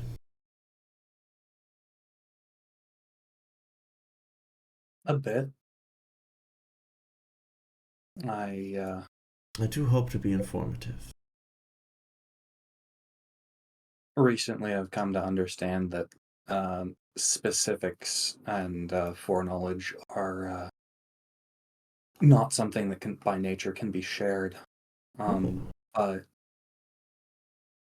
I was hoping to delve deeper into the past and find sort of the start of the fuse as the specific event and its record. And it would mean the world to me if I could just get a nudge in the right direction to start looking for those. Because I'm at my wit's end currently. I think the storm is an excellent place to begin. Oh, crap. I think you are looking in the right place. I think you are making very excellent. Finding a very excellent guide. Finding the source of the storm. Finding the intent behind it may be deeply important. I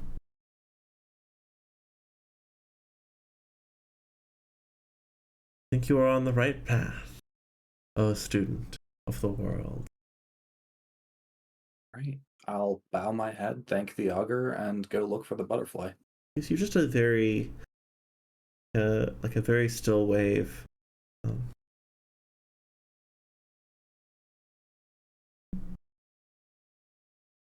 And like not an unkind smile as you leave. It's not because it's not right. It's not that she's emotionless. It's just that her mannerisms are very, are very slow moving and precise. And she has a plaintive smile, like she genuinely enjoyed your conversation and was delighted to talk with you. And she did her best to give you sort of the guidance in the right direction that she could. Mm-hmm.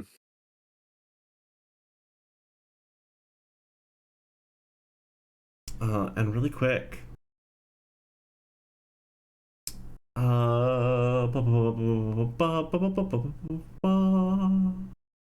Dozer. Yeah. I got lost. I went to the wrong place. Olmo, how are you doing on this fine day? Do you have any business for today? It sounds like we're meeting later in the day. Yeah, I should ask, so how much time has passed from yesterday and the conversation with Baz? So that's like an evening, right? An evening, okay. Yeah. Yeah, I guess today is mainly going to be. So I guess did Baz make any contacts with any additional any? Oh, no, I'm trying to remember what Baz was doing when I left on that mission. I guess. Baz was being independent. Okay, that's right. Yeah, we had our conversation about them trying to move forward on their You know, own. they were doing research. But I have forgotten what it was. I'm so sorry. It's been a minute. If I remember right, it was more in because specifically I remember it was trying to look into in my notes. Yeah, so it was looking more into confirm. Ask them to reach out to Horus members. Oh, Yeah, like so I think it was previous mainly Horus just activities? previous Horus activities around the 5 to 6 year media blackout. Or wait, no, they were active 5 to 6 years ago, and then there was a media blackout on the 16th birth or 16 years ago on the birthday. Thank So I guess it you. was mainly looking into the connection between that media blackout and like what happened afterward that caused Horus to be active and then go silent. It was Percy's 6th birthday. I misremembered. That I'd misremembered. So yeah, the media blackout. Baz did digging. One or two like misplaced social media posts that no one quite caught. There was some sort of fire around the dome. Some sort of like someone saw an explosion and was like, "Ooh, guess the party's getting loud," which is why I didn't get caught by the censors, right? But on that 6th birthday of Percy, thing was going on. The dome. There was some sort of fire near the dome. Couldn't quite tell. It's several rooftops away. The dome's not even really in it. There's just a plume of smoke. Okay. Everything else gone. Nothing. Whereas before we didn't have records, fully scraped away. Yeah, somebody's not even trying to hide the lack of record. No. And back then, it would have just been this big dome, or would there have been multiple? It still? was the Dome of House of Kings. Okay. I don't want to have to go back in there and talk to Angry Mom, but I love. Everyone's just gonna try giving her all these different names. And in terms of like why it stopped, it doesn't seem like there was a media blackout because actually, like, rebel forces like clashed or broke something or did property damage is actually a thing they can spin really well and really effectively, right? Because that's evidence that sort of the opinions about ignoble equality are dangerous. Consequences do dangerous things like breaking windows. Like that's actually a media win for them. yeah. It's like those events like stop happening somewhere 5 to 6 years ago. Okay. Interesting. Like it's abrupt. It's abrupt. Yeah. But they were getting like bigger and bigger and bigger. Like 16 years happen and suddenly there's like a mounting intensity of event occurring. Reach out to Moist Granny about that. I love Also, this. do we want another name? I love this. Nameless being. I mean, canonically, I'm just gonna say that like Dozer thinks of them in terms of Moist Granny now, but I love that. Their contact is a $ nameless. okay, they actually go by Nameless. Okay. I mean that's like that's also a thing that they do. But like also it does it's like $ nameless and sometimes it's like Billy Drop Tables. Actually, sorry, it's like semicolon / open paren this space empty close paren drop tables, and you can tell it's a Billy Drop Tables joke. So it's like different codes. They change semi-regularly for what his name is in your or for what her name is in your contacts. got the pronouns for Billy drop tables there for a second. For what her name is in your contacts, but it changes constantly the way it's displayed. But they're not being a name is constant. And like specific. Yeah. Hey, Gran. Oh, someone picked up the hotline. Yeah, I got a few, I guess, pointed questions just related to the timeline. Are we in a nuclear incident? Oh, suppose you should also know this, actually. The Maw is here, so yeah, kind of. Oh, yes, I did meet you at the airfield. Oh, yes, I'm sorry, God, it's been a day. I wouldn't be keeping things straight, either. I don't keep many things straight, as it were, but I wouldn't be keeping track of things, either. I'm very glad that you called. Yeah, I don't know that you should be alone. I mean, I'm not alone, but I definitely think we need to think of a game plan for how to stop them all from consuming this planet. And she's like checking. She has these like long acrylic nails, and like she is like just like checking her nails. This is probably just a voice call. You feel emotionally. You know emotionally that that's what she's doing. Inspecting her long fancy acrylics, which are like they have circuitry under them. You don't know what they're for. But like it's something. Well, my game plan is that he doesn't know where you are. True, and I think he wants to eat me more than anyone in particular, right? Or at least not me, the fucking NHP, but deeply depersonalizing if he wouldn't want to eat you first. I don't know. I mean, if he does, it's weirdly human of him still. But regardless, I'm more worried about what happens after that, or should they not achieve that and they decide, well, anything in sight's good, or if they, I don't know, just get it in their head to start going after Blackwash, because that would just be a genuine galaxy-wide we're all dead scenario. Oh, I don't think it's capable of that. I think if the Maw was capable of that, it would have been a much different situation with IPSN.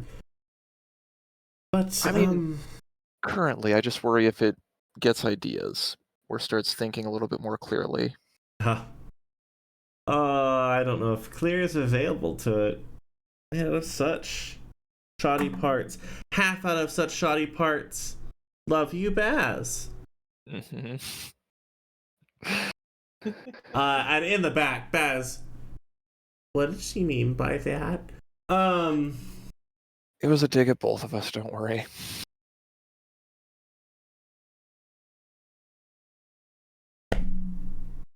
Baz, has he never told you who your true father is?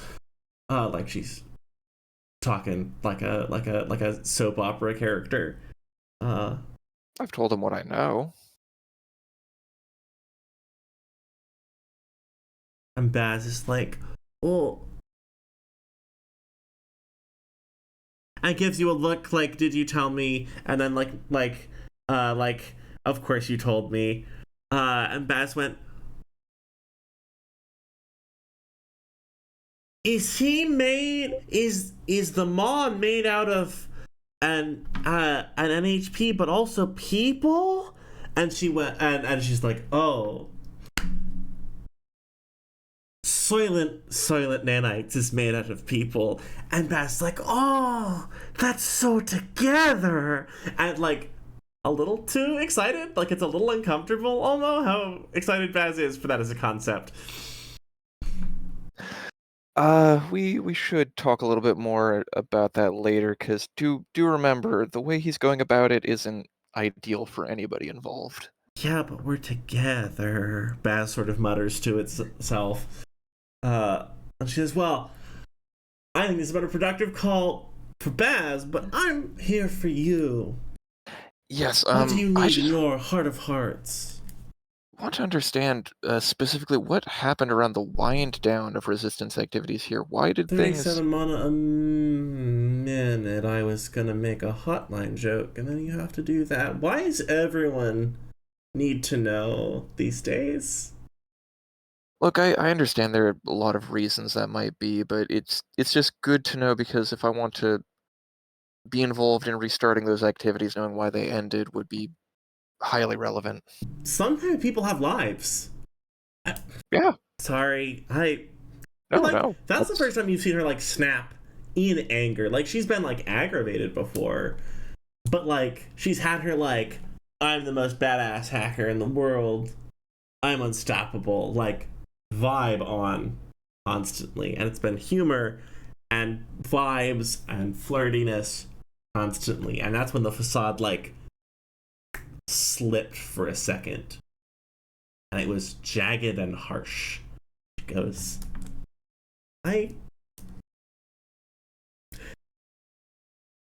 sometimes the reasons that things don't work out are personal.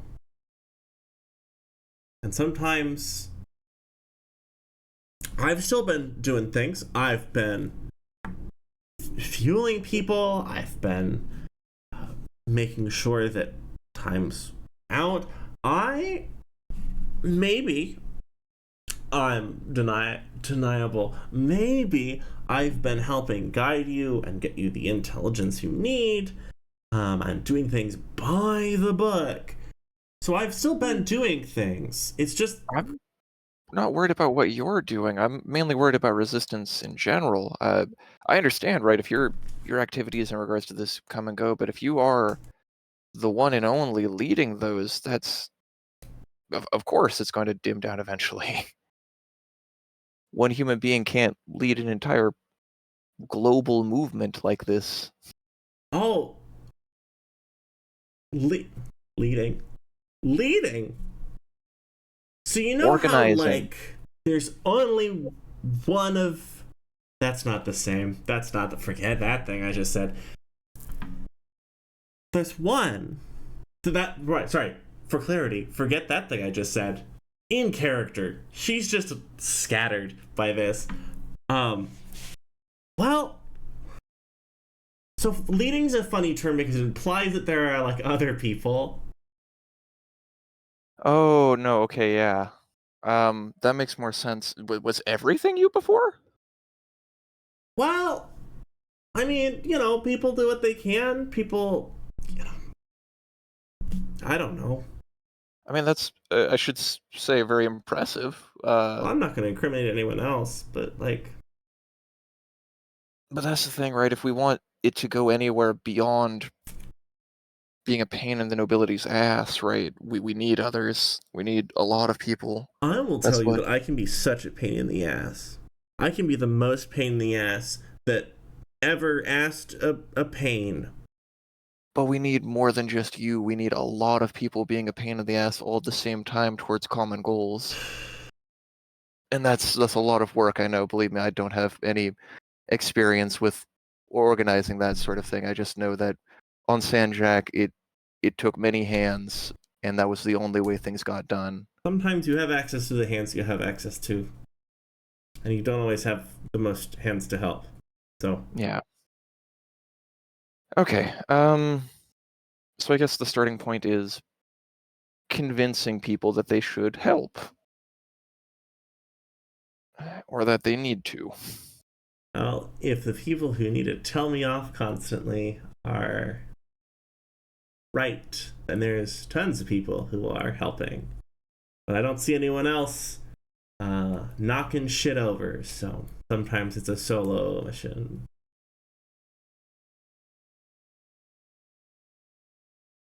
Sorry, maybe that's bleak. It is the thing I'm looking for, right, is just how do we take this from minor wins to a large scale revolution, right? Like how do we get people actually working to deconstruct the nobility on this planet as opposed to just enduring them and giving them a moment respite on their way to work when they see some piece of graffiti or hear about the asshole who got caught the other day. That's kind of a that's kind of a big question. I get we're not going to necessarily get there, but getting the ball rolling, I feel like, is the only place to start. Oh shit, I just know how to blow shit up good. That's not. I'm sorry. It's been a day of people asking me questions. I'm sorry, but I just Did I missed give you the enough first part. answers? I just out of character. I missed what you said in that first part. Oh, just like she muttered to herself, like, I don't know, I just know how to blow shit up good. And then like, I'm sorry, that's not like. You saw the moment where the like I'm so cool facade fell into the like actually I'm awful facade, neither of which are accurate, right? Yeah. But like there was a bit of like maybe that's all I'm good for. Just listen, I think that we got a shot. You are together, but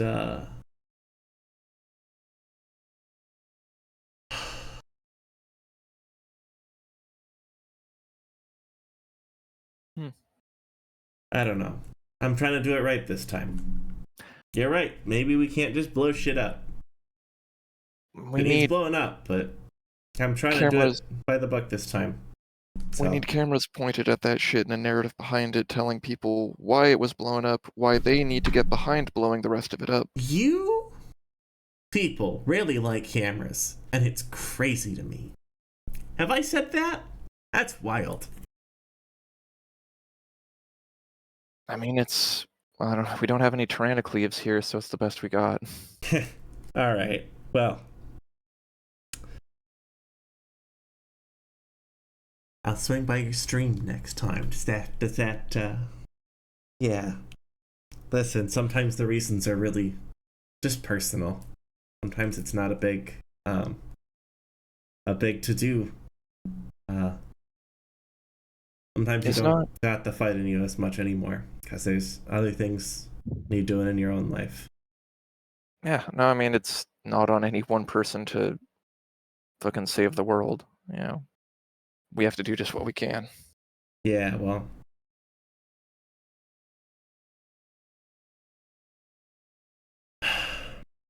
No, this is me doing what I can. Did I answer your question?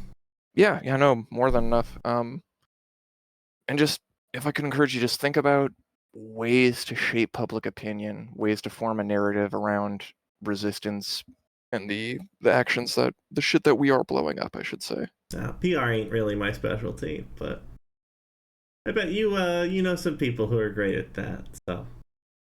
True enough. Well, I'll go and I'll let you get back to blowing shit up, whatever you do day to day.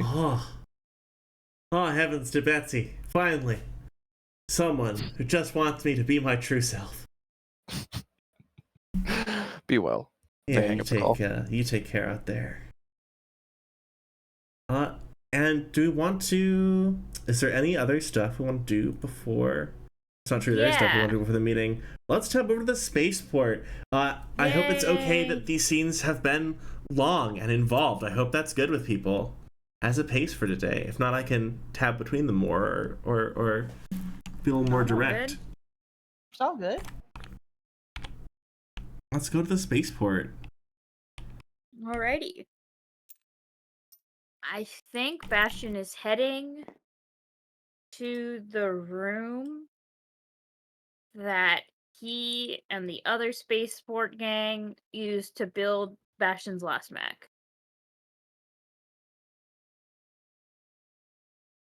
Can I get that one more time? The witch that was used to build your last mech? So they built the room, like the area of the spaceport, somewhere deep within the spaceport like warehouse area. Oh yeah, where they built the gang built Bastion's mech, old mech.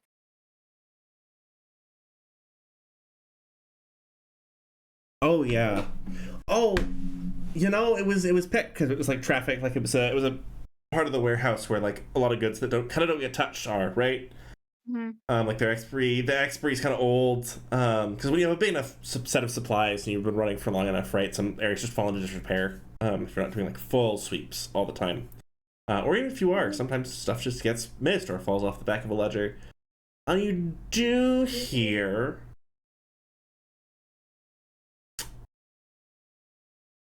someone go as you're like walking through these stacks, these big crates. There's some sounds of like the cargo movers coming in and out. You hear like a blow torch, like some sort of spinning power tool. And then someone shut up! Someone's coming! Shut up! And then Nathan like goes and leans super casually, sort of in the junction where the turnoff to that room is, right? So he can be a lookout, super cash. No, they're idiots. No. I think Bastion like turns the corner right towards where they are and comes into view and goes, "So when were you gonna tell me?" When were we gonna tell you what? I'm not dumb. Don't pretend like I'm dumb. I don't think you're dumb. I think you're great and cool, and I think that it's really good to see you on your feet again. I was worried about you.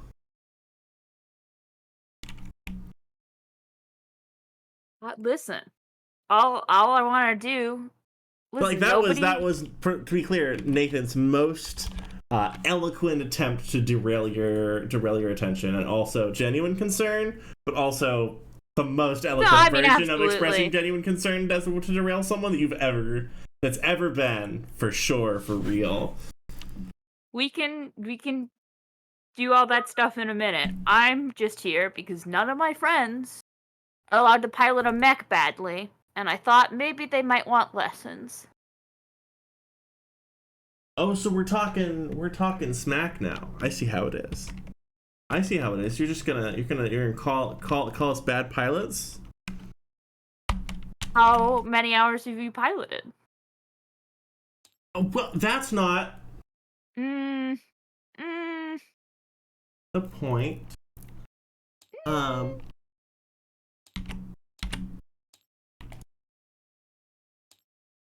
Well, see, I've been busy with other stuff. I've been doing like no, I know you have.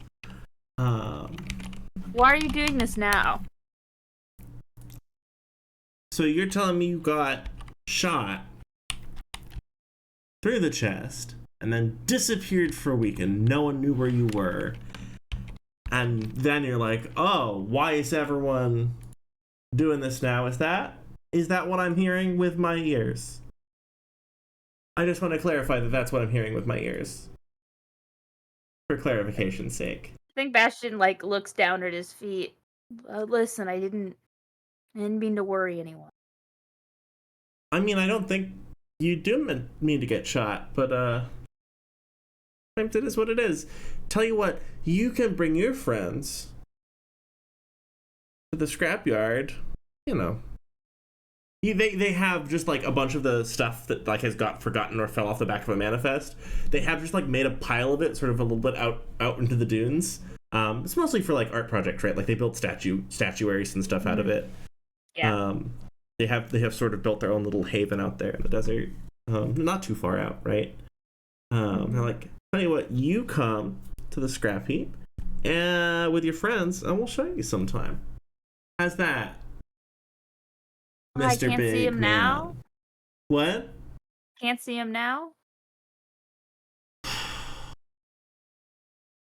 No, because mine's parked somewhere else, and maybe if you're gonna... It's already done? Oh, we're doing so many things.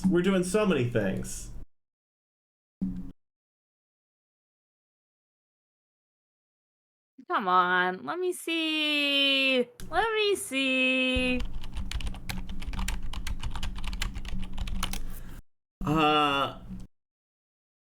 And then he's like, well, I mean, they're not fully done. And another of your friends, you just see her, like, you see Naomi has, like, just like an arm with a hand joint. It's like larger than she is. Like tugging it past the sort of entryway where you're talking with Nathan. And she gives you a thumbs up and stumbles a little bit because it's so heavy and just keeps like pulling and goes, there. Wait, how did you know we were constructing mechs? Maybe we were just making an art project. And he raises his eyebrows at you. Educated we are guess. artists, after all. Educated guess. Oh, Mr. Educated over here. And Naomi goes, yeah, I'm going to college. We're all... And Naomi, you can tell that Aaron and Nathan have been used to Naomi being like, I'm going to college, because you get the vibe that she's been doing this like all day. And Nathan and Aaron are like, yeah, whenever she says it. And that bit has not gotten old yet. I'm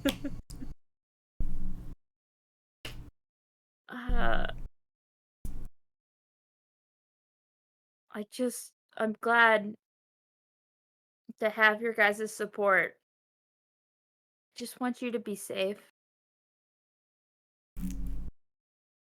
Nathan goes, I don't think we are safe. As safe as you can. Well, maybe this will help.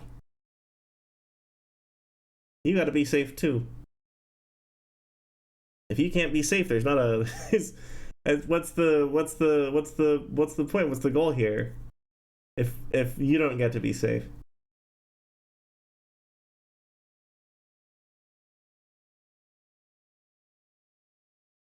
Yeah. Can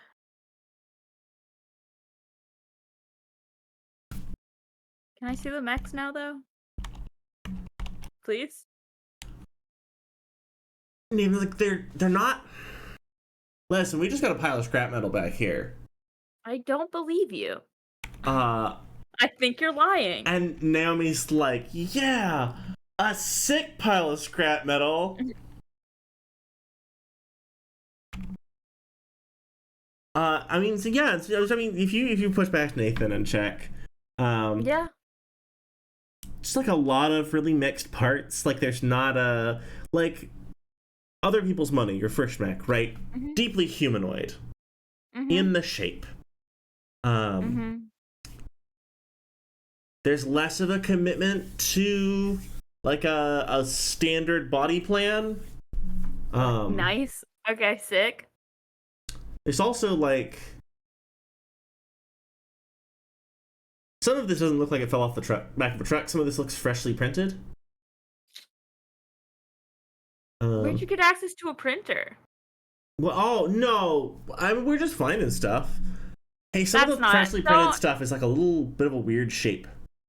Like it's not regular, right? Like, because your current mech, right, Class Warfare, is a Nelson. It's an IPSN frame, and everything is nuts and bolts. It's designed to be taken apart, put back together, right? Everything is a regimented shape and size. Some of the freshly printed parts are like a little bulby, a little spiky. They're not as regular. They're not as specific. Why are you lying to me?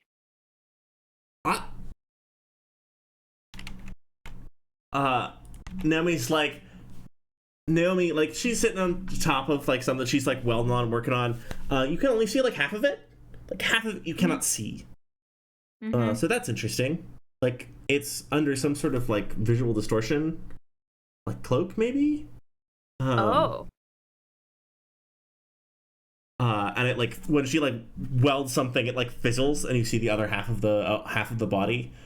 She's like, well, as you know, if we had access to a printer, and she like just like reaches for a wrench and like goes to set down the blowtorch she's been using and forgets that she's not sitting on something like on the ground, right? So that's an I'm gonna set this on the ground gesture, and the torch just like goes down and bonks down off the torso and like goes rolling across the floor. She goes, oh fuck's sake. If Nathan had access to a printer, he would be printing small crocodiles. This is a long-standing thing. Small crocodiles. Yeah. With cattails, we decided this. That sounds so sick. It is so sick. No, well, That we're not. sounds- Listen, it's not a big deal. We're just. You can't be everywhere. I And know. if you're gonna pull my ass out of trouble, someone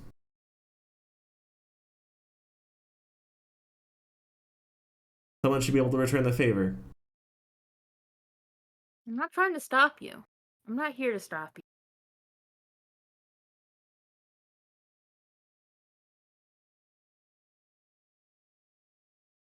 Just want to know what you're doing. Listen, you invite your friends, and we'll make a night of it. It'll be a good time.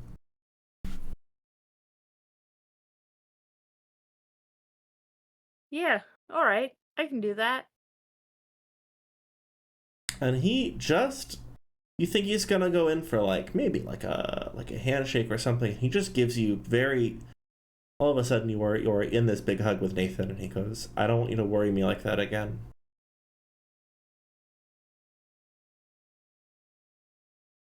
I think Bastion is just quiet and sort of buries his face in Nathan's shoulder and just says, sorry. It was so helpless watching other people do things that I couldn't to make it better. I'll make sure you don't have to do that alone.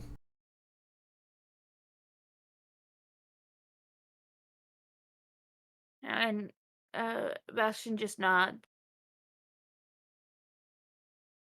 Oh, and he sits for a moment in that hug with you.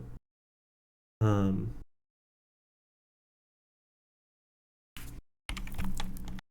you see Aaron's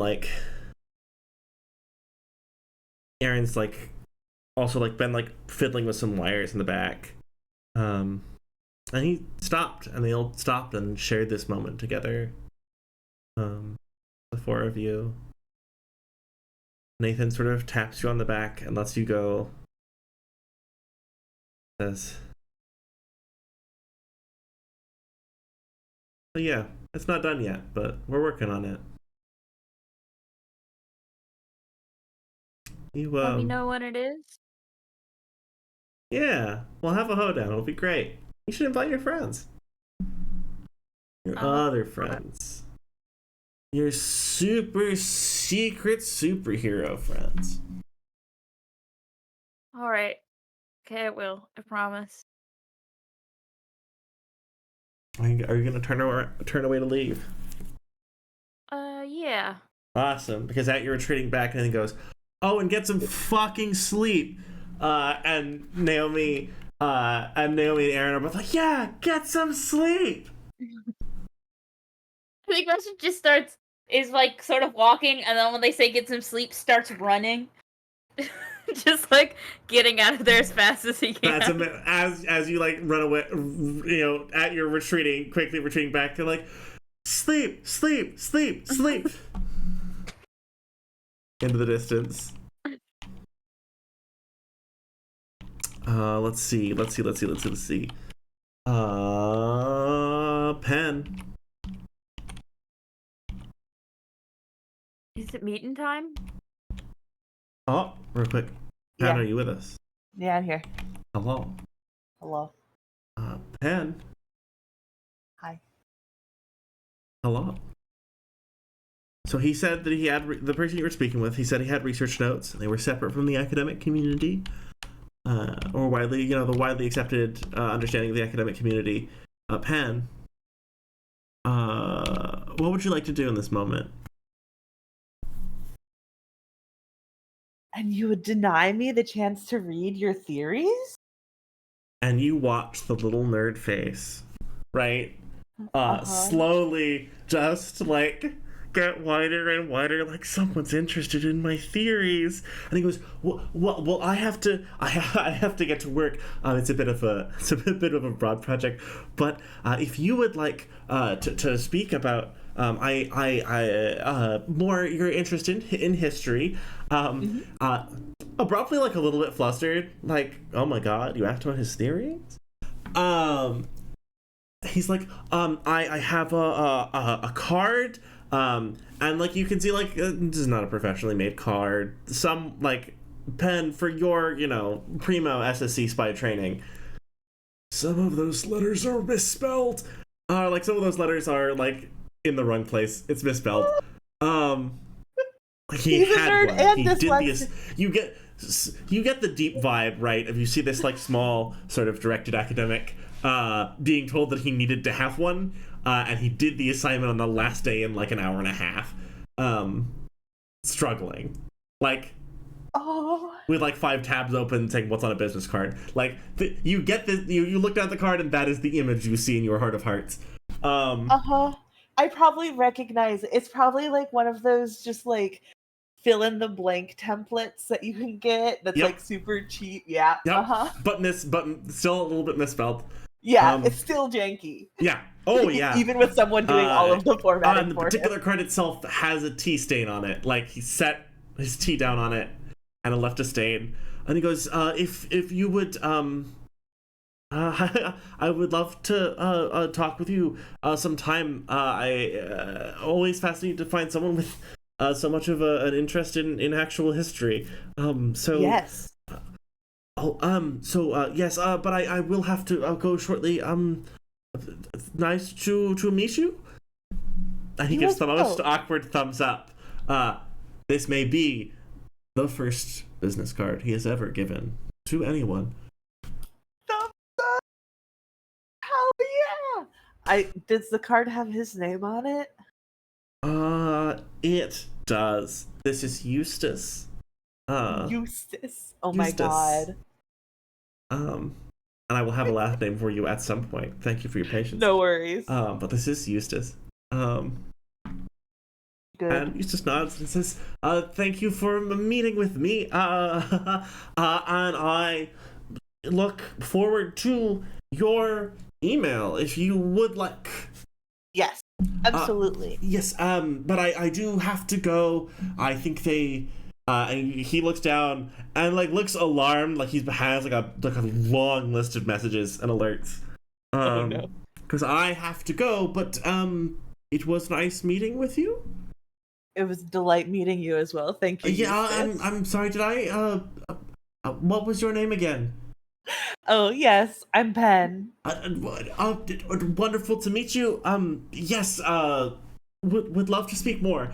And gives like a thumbs up awkwardly, and like please avail yourself of the rest of the temple and the exhibits. And waves and like sprints off, like answering his phone, like I'm so sorry, I had not realized, I forgot, I left my buzzer off, like down the hallway. Delightful. Not like he has his own, like he's not like a big research budget, but like like a member of the temple, but also like history focused, education focused sort of job. But like one of those back end education jobs where you don't interface with people much. Yeah, I love it. Man can't talk to people. No, absolutely not. Why would you do that to him? I've worked with researchers before. I get it.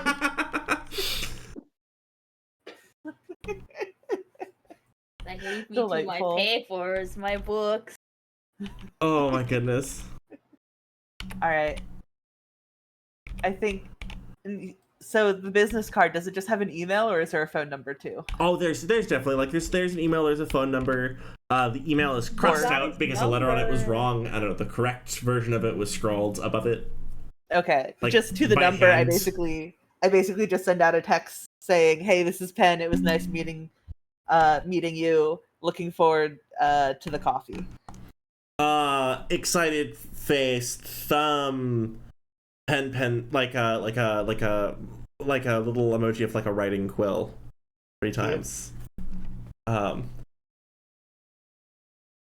If we were to snap over to him visually, we would see someone go, "Stop being on your phone. You're behind on the things I need you to do." And he goes, "Oh, no, Eustace, no." Oh, we love Eustace. Love Eustace. Ben, is that a good close for your visit Yeah, to I am visit so to happy. Temple? Did everyone get what they were looking for at their visit to Temple?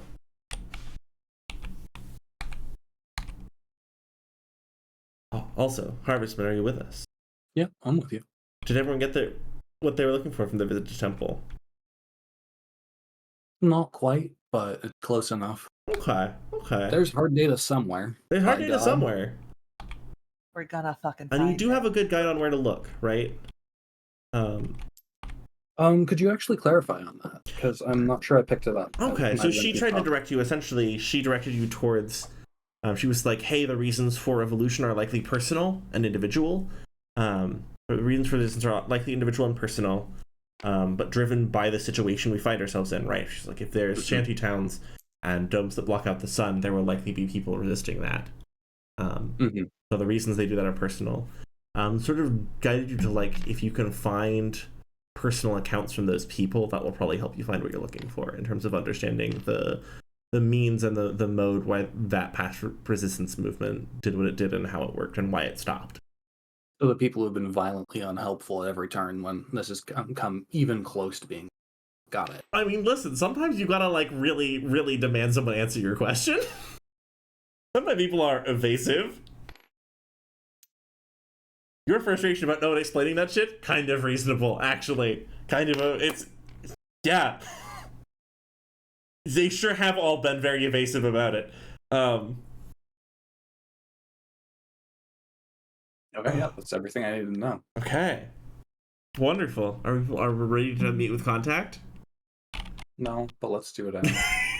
Let's go. Who's ready to explain to this man what happened? I'm so excited to hear us try to explain to this man what happened and have it be like normal. Pen's got a date. He could do anything right now. Oh my goodness. I think if you tell Eustace that it's like a date, he would have I don't want to scare him. Have a whole moment about it. You have to treat him like a baby deer. He'll find out 3/4 of the way through. Oh my goodness. It'll be perfect. It'll be a very slow realization that isn't scary. Oh my god, that's I like that you're projecting that it won't be scary for him. Yes. I'm willing it into existence. These are our plans. For next year. Oh no. Okay. Thank you everyone for the awkward camera work. The computer exploded. Oh no. Can we say I want to line up over on the roof in the order of the things? Yeah, so like I think the meeting's at 3:30. When do folks arrive? Or rather, as folks trickle in, we get to see Shifa's taken over for Charlotte. Charlotte's like in one of the booths by the front, like just taking it easy. She looks so like deeply exhausted and also very satisfied. Like that was a good workout. She's like having the best time.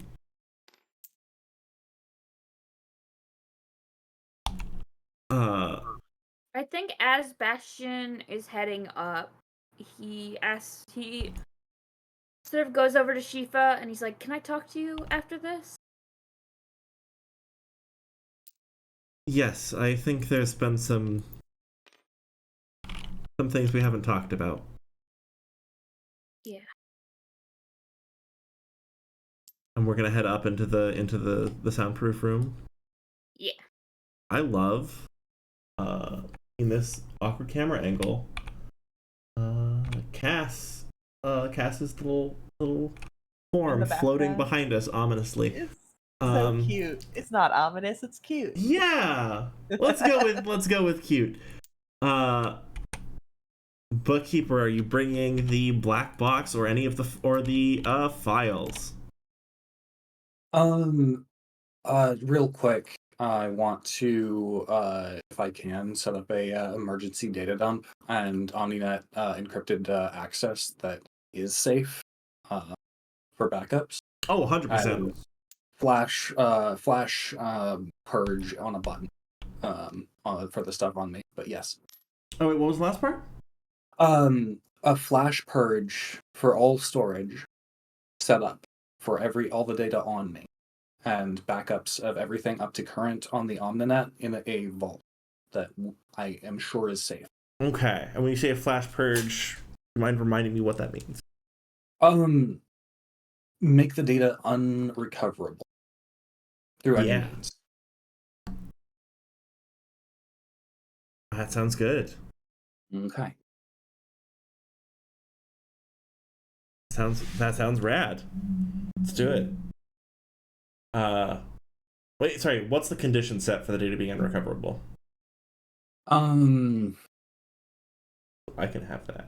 I'm not very creative right now, so let's just say it's a dumb Apple Watch that has its guts pulled out and the face replaced with a glass shield that requires a decent amount of, but nothing you can't make with a wrist. That sounds delightful. Yeah, no, you should have your button on you that can just purge all that data. Beautiful. Love to see it. So yeah, we sit down. Oh no, go for it. I was gonna ask, like, purge all the data, even the stuff in the vault, or just the stuff on you? Just the stuff on me, like cracking an Omninet vault under Union jurisdiction that is actively being watched is, I believe, reasonable to assume will either take a long time or isn't feasible. You can put data in a secure place on a server somewhere that's deeply encrypted. It's very doable. But Omninet meaning it's accessible. Wonderful. Beautiful.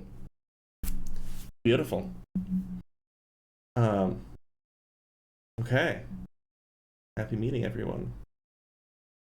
I mean, I think that's how Contact's gonna start it. Contact's gonna appear in that holographic depiction on the center of the table. He looks haggard a little bit. Hi, Dad. Hey, kiddo. Happy meeting, everyone. I want to start by apologizing. I put people in danger in ways I didn't know were available, and I wanted to apologize. I know that I couldn't have seen better, but you deserve an apology for having to go through that. He does look specifically at Olmo.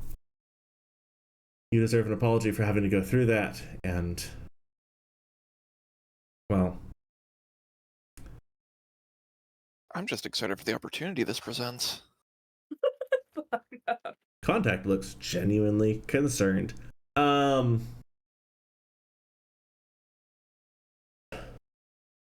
do you want to start this? You want me to share what I had, the information I was privy to? We can go ahead and maybe give ours first. Make sure that we're not contaminating. Well, I'm not sure there's much to contaminate. You vanish for 10 minutes, and the world goes to hell in that intervening 10 minutes.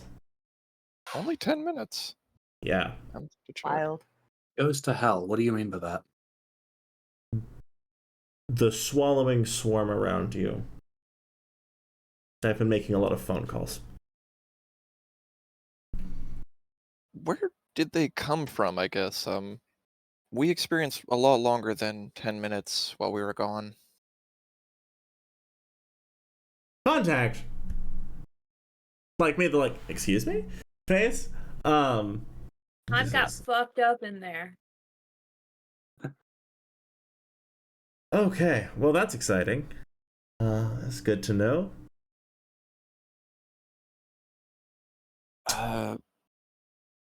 Is anybody taking notes? Does anybody want to go over what we saw, or I guess Olmo kind of looks towards Bookkeeper? Oh, I was given very specific instructions on relaying data. By all means, though, you go ahead. Oh no, have you already communicated everything to them, or?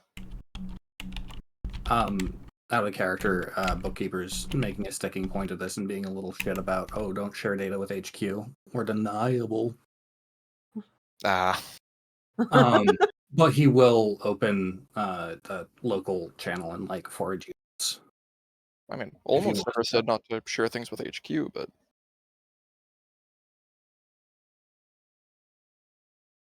So the data and notes are yours if you want. yeah. I mean, I was just looking towards Bookkeeper to go ahead and just give the narrative right of what happened, but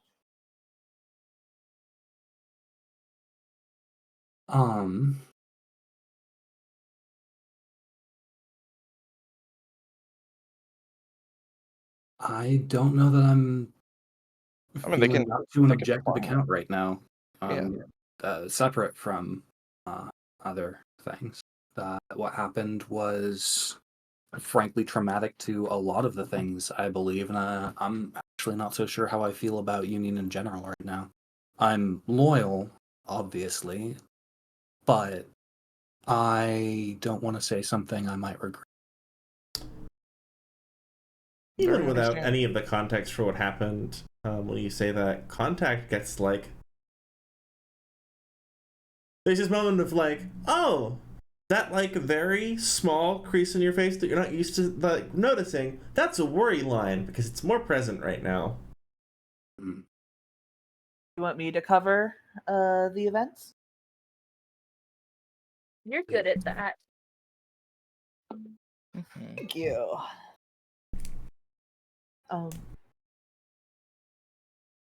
Apologies if I'm a little more informal than I typically am, but essentially we showed up at the provided location in the desert to an old excavation pit surrounding a ship that had been buried in the sand.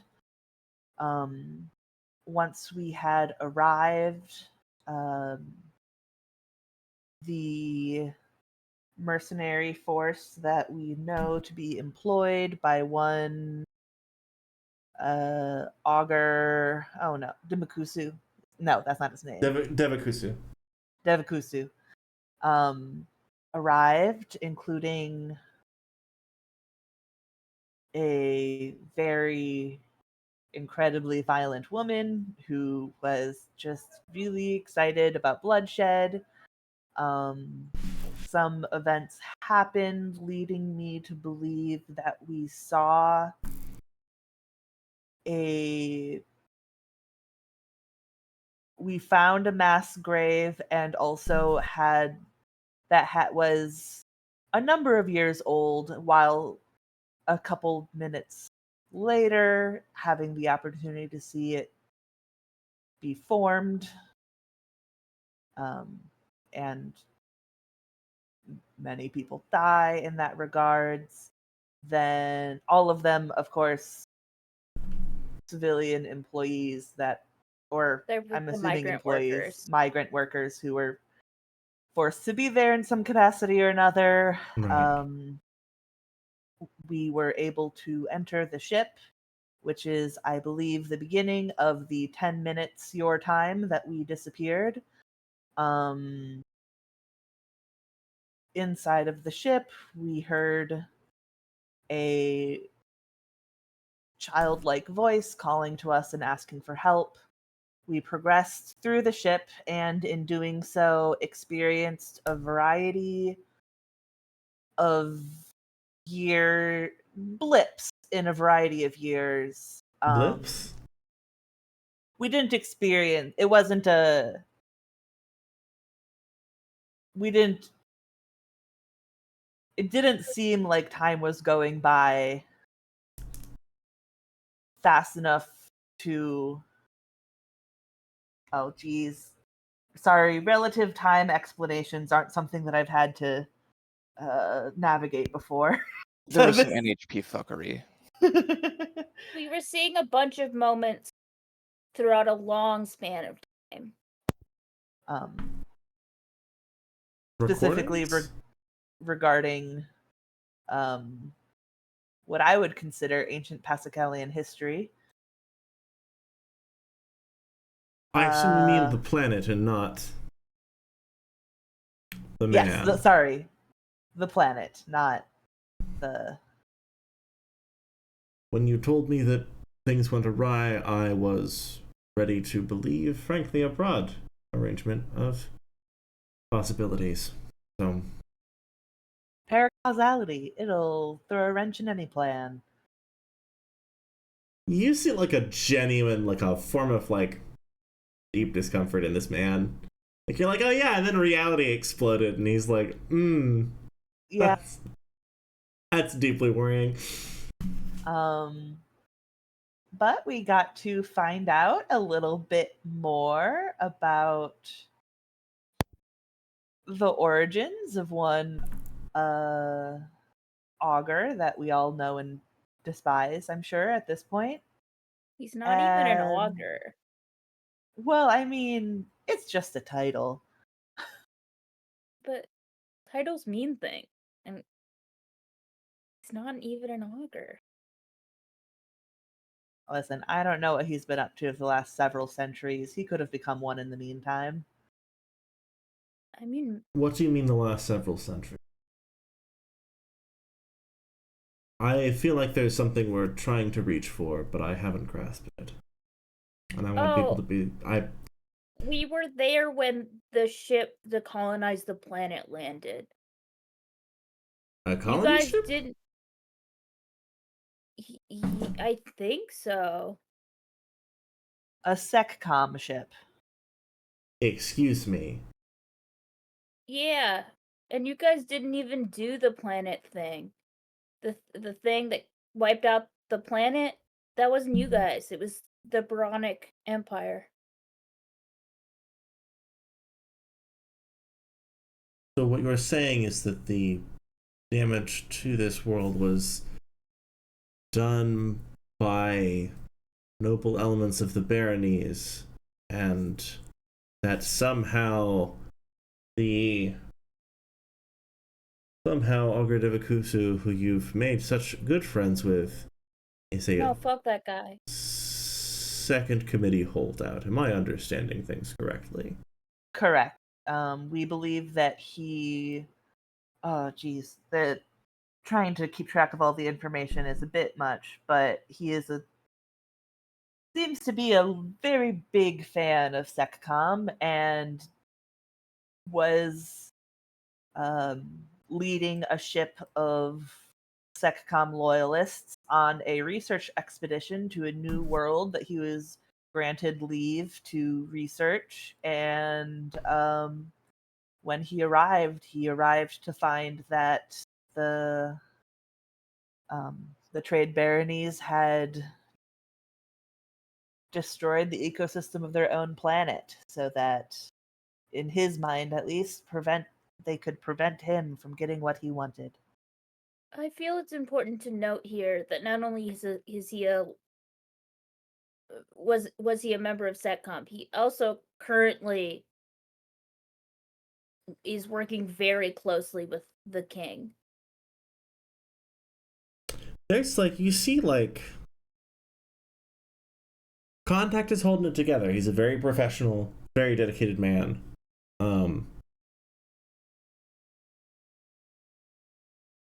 There's this twinge at the end of his expression where you can, it's like his worst fears have come to life. That are here standing in the room with him. It's like you've told him that his worst fear is real, and here. Contact says, that's fascinating.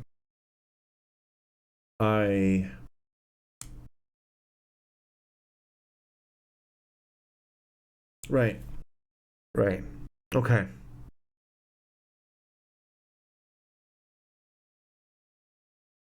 And perhaps I should thank you a second time for bringing things to light that I didn't know were available. Do we have any evidence of this? I will forward the black box recordings and some of the spectrometer data. Did we catch the book flickering? Thought so. Yeah. Uh-huh. sent that as an example for the phenomena in practice, and our black box information of what we saw, plus the black box information overview of specific ground view of the Egregorian crisis. Yeah, there's a few combat data, full combat engagement readings from a planet named Hercinia. They're fuzzy. They are so the readings they're sort of skewed.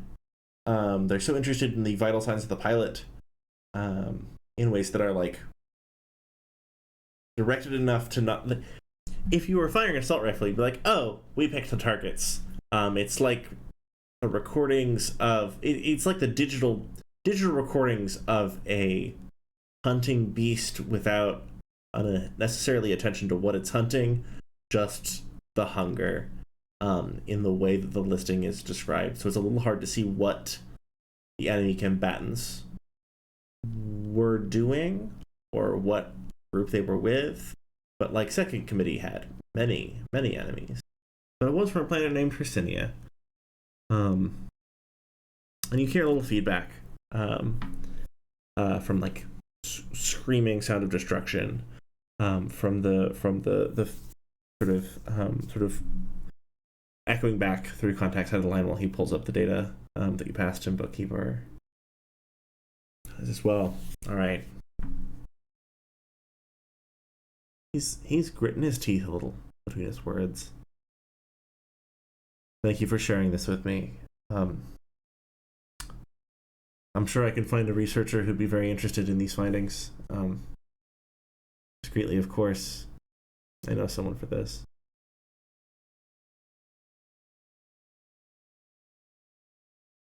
And even in its deep ugliness, I suppose we've found the answer to where many of the refugees, or not, many of the migrant workers coming to this planet, what has happened with them. And how they were harmed by this.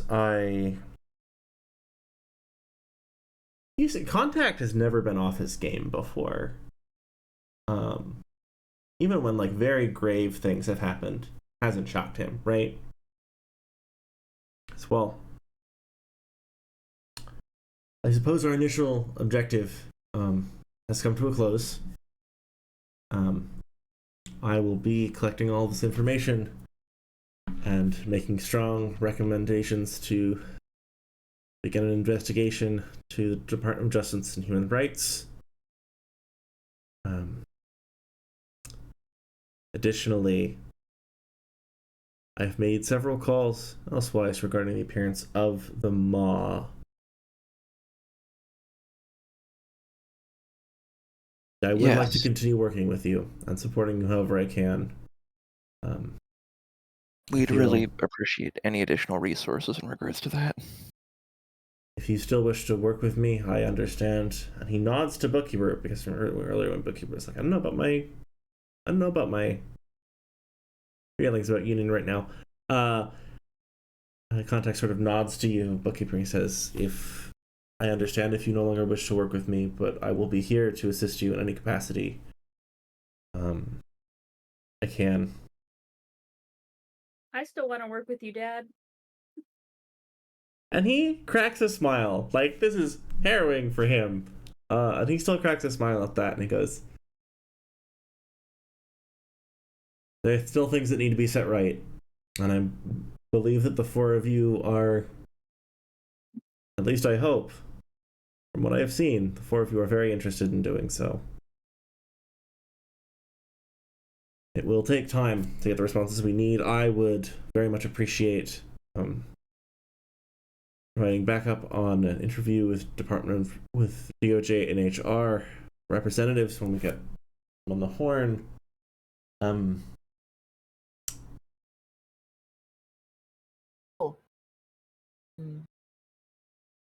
Almo.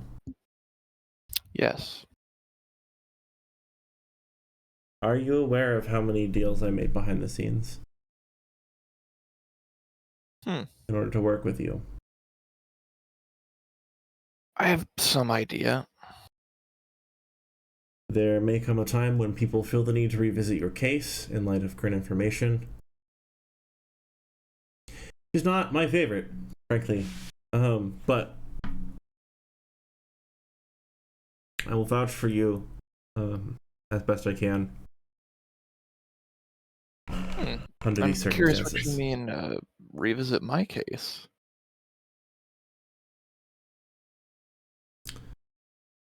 I wasn't aware I really had a file. Every located instance of a clone of the man that was once Jan Baylor has a dedicated file, so that they can be, so that people can look out for them and make sure that they're not in danger and they're not endangering anyone else. Yeah, I suppose that makes sense. I hold your service on Sanjak in very high regard. And we're going to do everything we can to keep you safe. I understand that the mall is still operational on this planet, a thing I didn't know was available as an option. And just, I really should press the opportunity to end the maw here and now, which won't necessarily present itself later. Just any resources that can be allocated to that opportunity would be greatly appreciated. And contact sighs a little bit, straighten his shoulder a little bit, and with a it's a little smile, but there's like genuine delight, and he goes, "Oh, like I said, I've been making some calls." Excellent. Is it possible that they're going to head into the city? We do not currently understand the Moss objectives. We understand that the NHP, currently classed as Cassandra, his designation, original designation, Cassandra, although it sounds like Cass is their preferred name, has decided, or rather, emits a frequency that the Maw is tracking and hunting. It appears they want Cass potentially for its capabilities. I understand that if you experience a time distortion, that's something in which the Maw may have a great interest in consuming and making part of itself. As far as we can tell, it's no more complicated than that. I'm sorry, Right. Bastion, the answer to your question is yes. It might. We do know that the disturbance is limited, that its range is limited, that its size is limited by the available food sources.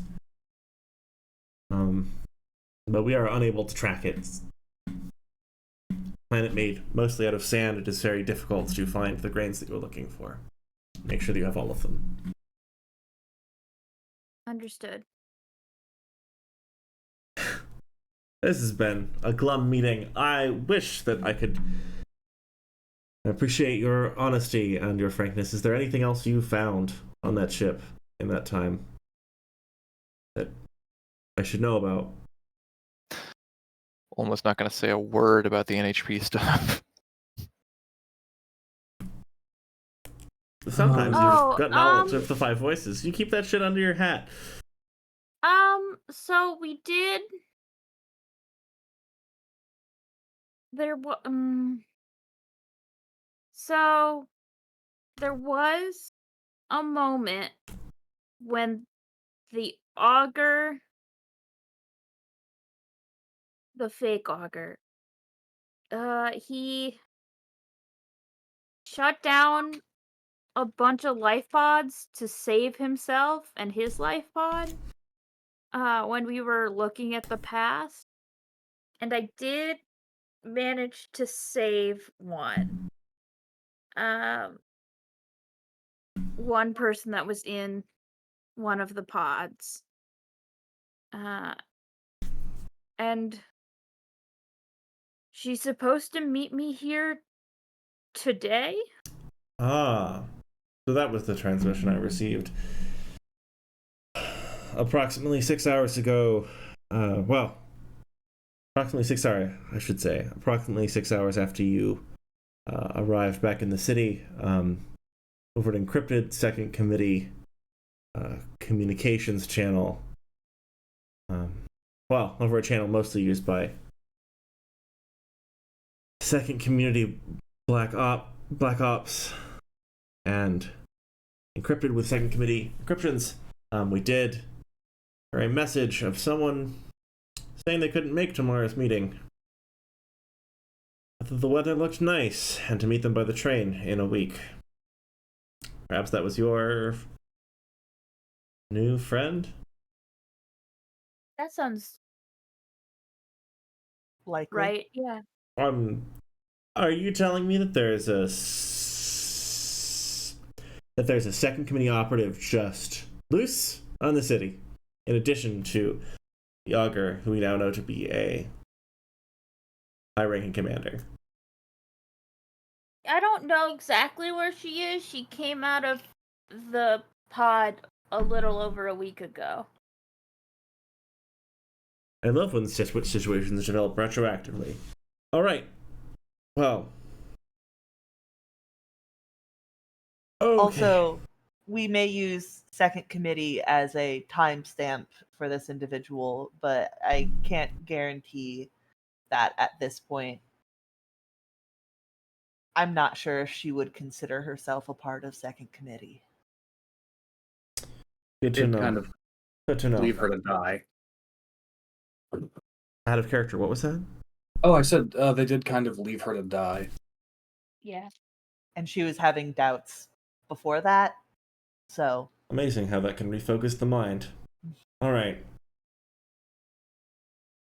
Well, I appreciate all the work you've done. I'm shocked by the unfathomable things that apparently you have experienced. Is there anything else I can do in the moment? You can prepare for this apparent invite to a vacation next week. Is there anything else I can reveal? Any other supports that I can provide in this moment? Vacation would be nice.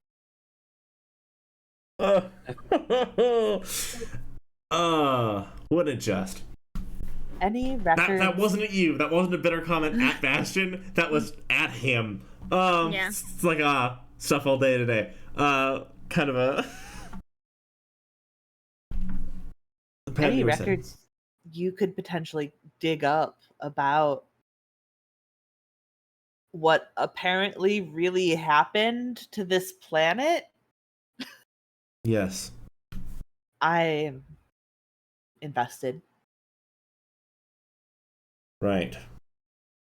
Well, we will seek that out. I would like to request a private meeting after this one. Oh, certainly. Certainly. Of course.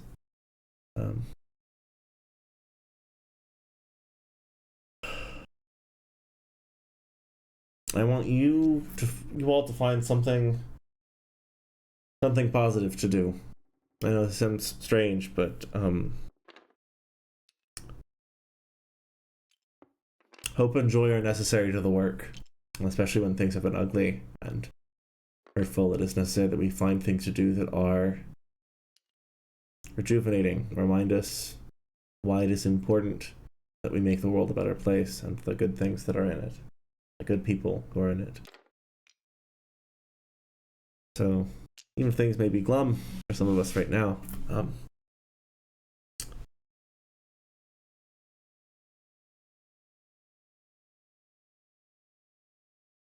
treat yourselves with kindness. And he nods. I am always available for communique. I have a lot of work to do. Thank you again. Anyone else?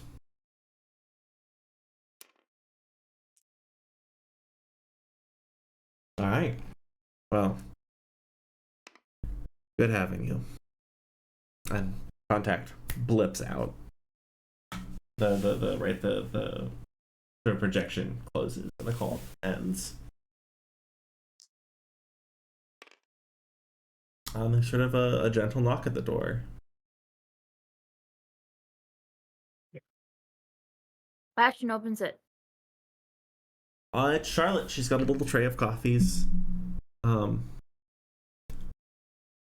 Oh, speaking of coffee, it's been a couple hours. Bastion, why don't you make me that everything's chill good. roll with an additional With- with 2 levels of Good. difficulty. Oh, that's the wrong fucking dice. I don't know why I rolled 2d6s. Sometimes it's exciting. It's a 3, baby. Awesome. So you open the door and she's like, coffees, and you smell coffee, and your buddy is like, sleep. And you lean a little more than you meant to. And you can catch yourself on the door frame, but it's not doing good. I think you are getting close to 24 at this point. I mean, it would have been. As if you were up to go at noon. You're past 24 now. No, past 24 because before we went to the fight, I went to Percy. That's right. Yeah. We're way past 24 now. Yeah.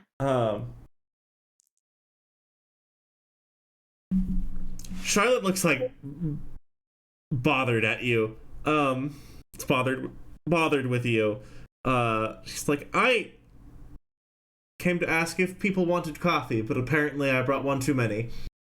Speaking to the room, it's to you, I know. Bastion. I know, But she was it's saying it to the me. room. I Pen know. laughs. Bookkeeper will take 2 coffees. Yeah. Oh, my coffee. No.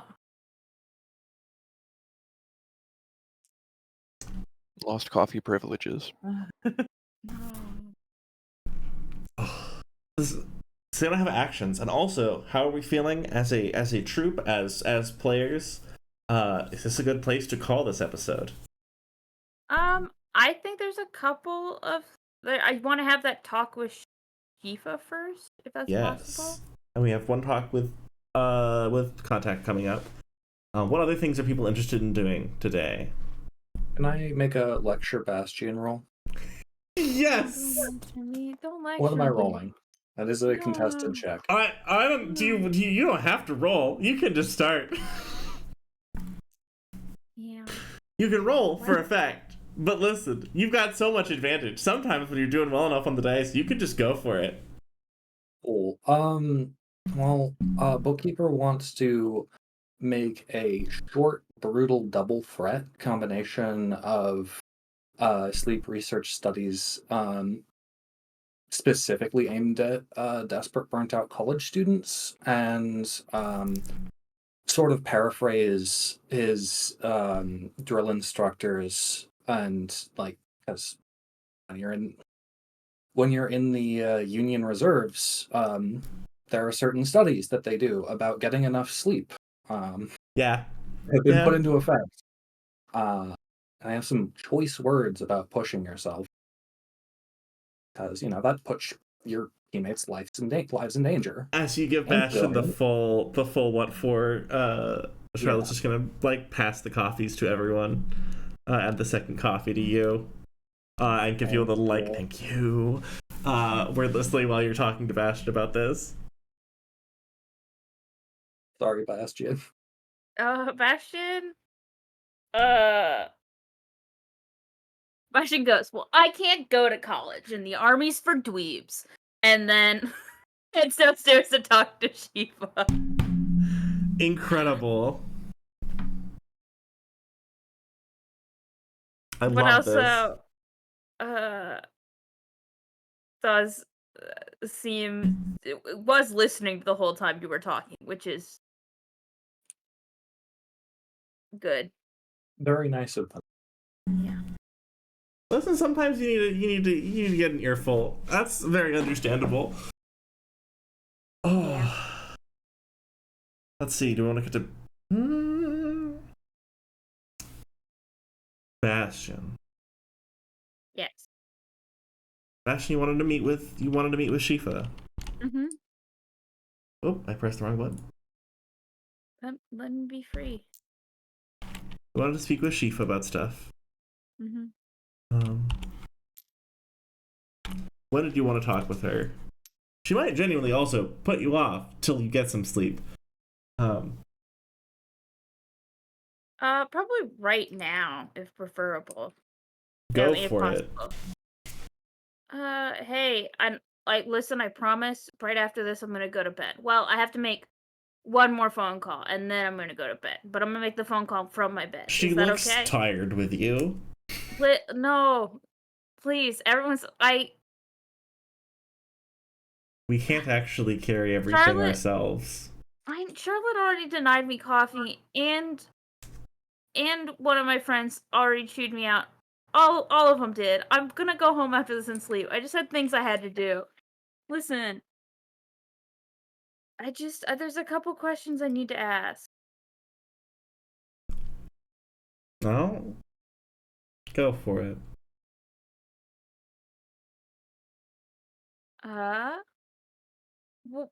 What's the relationship? What? Well, okay. So, number one, what's the relationship between you and that lady who works with Horace and has an LED in her mouth? She's wild. Okay, I've been evasive for long enough.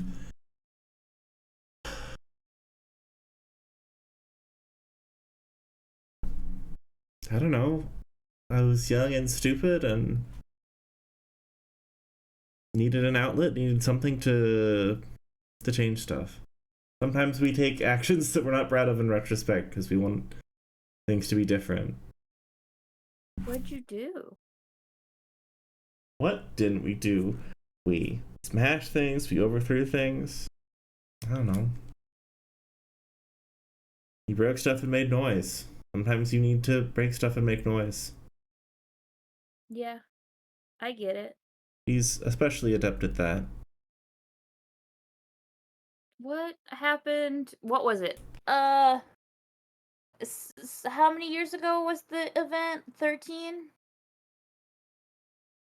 I'm so sorry, 16? everyone. I should know this. That's okay. It's been a minute. I, the GM, am kind of tired, so thank you for your patience. Wait, the blackout or? The Percy's or the Percy's birthday that was blacked out. Yeah. Yeah, it should be 16 years ago. Thank you. Bless you for taking more notes than your GM. I am ashamed. I have the notes somewhere. They're just not up. Yeah, 16 years ago. She even looks at you and is like, you were 2 years old. Yeah, but it's come up in our. There was a job that went wrong. It was a thing that we were trying to do that went wrong, and she lied to me. And sometimes when people really believe in themselves, they will just tell little lies because they think they know better than everyone else around them. What happened? That's one thing I don't know if I want to get into, but it wasn't good, and we split up over it, and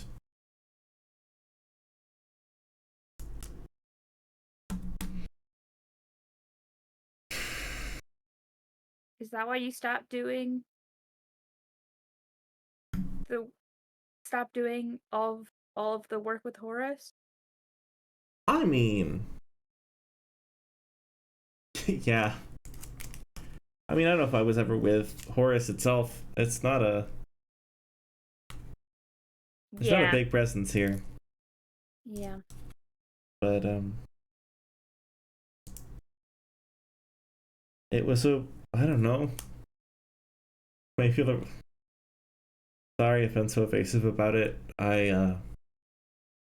Someone's like, "Oh, how did your whirlwind romance die?" It's a little So it's a little hard to answer you that guys question. were kissing?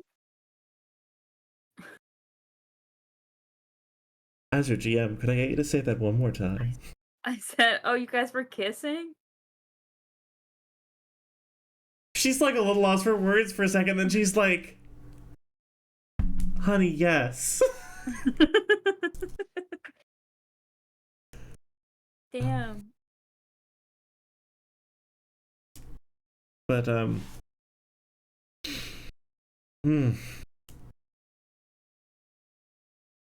that's why there's some infrastructure here already, is that we were trying to push back. We just didn't have the infrastructure and the support. And maybe we had our own problems that we brought with us into it.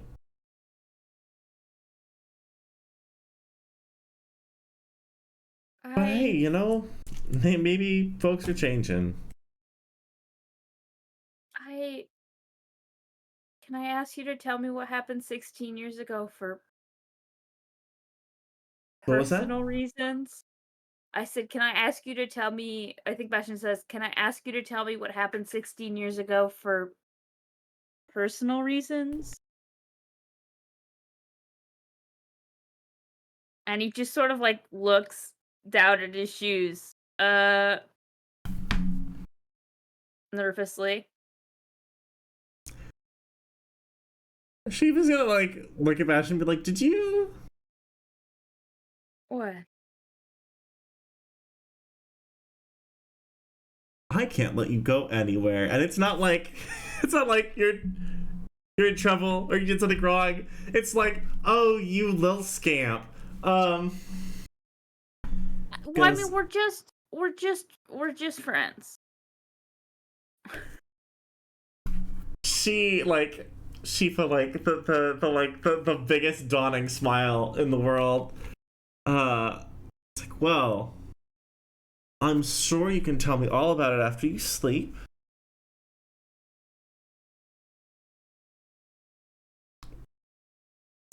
Listen, everyone got home safe.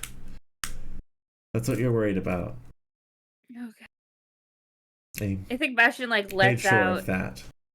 a big exhale, and nods. All right.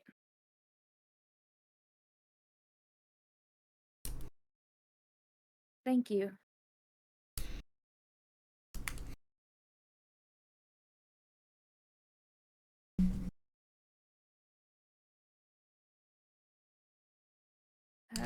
And I think Bastion's gonna head back to his house. That's so sweet. Bookkeeper! Okay. So still in the meeting room.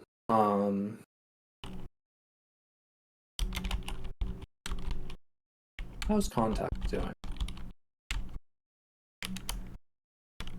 Like you're calling back via the little, yeah. Once everyone else is left? Mm-hmm. But you.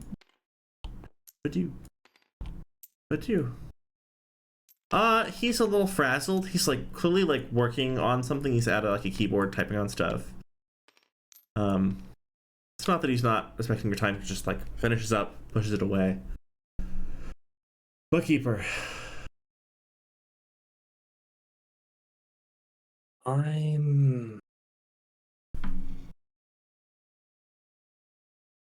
could really use some reassurance right now that Union's covering up what happened for a good reason. I would like to formally request, under a non-disclosure agreement, records on what happened on Hercynia. I was unfamiliar with the phrase Hercynia.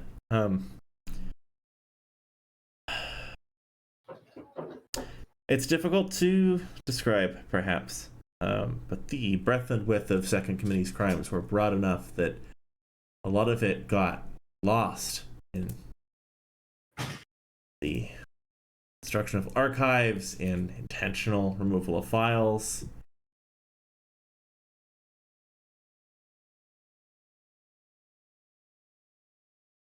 I can look into it if you'd like. I would. I'll do my best to find what I can. I have seen one too many battlefields. So, it looked like this, so...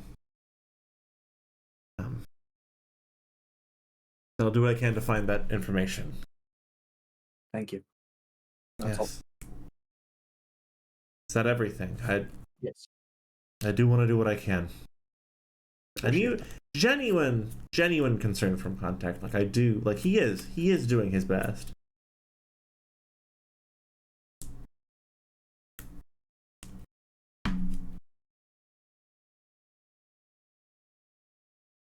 I understand if you don't want to work with me, or representatives of union. I wish our past was cleaner and simpler. I'm familiar with the past. It is documented comprehensively as comprehensively as possible. What I'm not comfortable with is the idea that bits of it have been covered up. A lot of those records were genuinely lost. If I had information, any information about that was classified, I would be telling you and sharing it with you. Because frankly, I think that you have showed a commitment to and willingness to be thoughtful and discreet with your use of information. It is something I've been, quite frankly, something I've been impressed with. Thank you. But I wish I had better news for you. I'll do what research I can. Thank you. Appreciate it. And bookkeeper, thank you Yes. for understanding the complications in our history, even when you came face to face with them. It is a hard thing building a better world, and it isn't always easy or clean.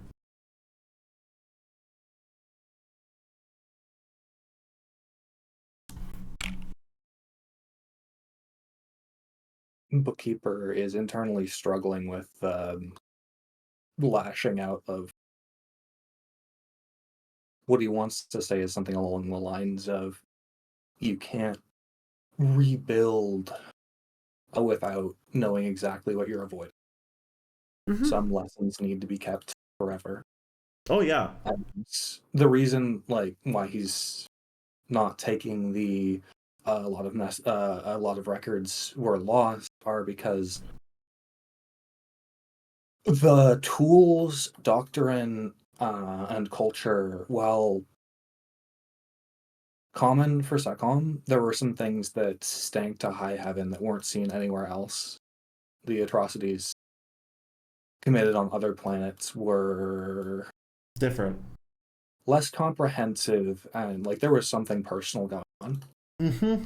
That was important. That was a matter of You can definitely draw that from the recordings, but like the particulars of who the enemy was in those recordings, really vague, really hard to pick out. What culture they were like, what culture and the people of place that were destroying, very hard to tell. Blurry, messy. But also, yeah, it felt comprehensive. It felt total the way that war was waged on that planet. we've seen what happens when SecCom wants to wipe a planet out. They send a macro. I mean, depends. There were so many atrocities, but yeah, it's weird. And so like Contact generally is gonna find everything he can on it. But yeah, I also understand why Bookkeeper is feeling that conflicted about this.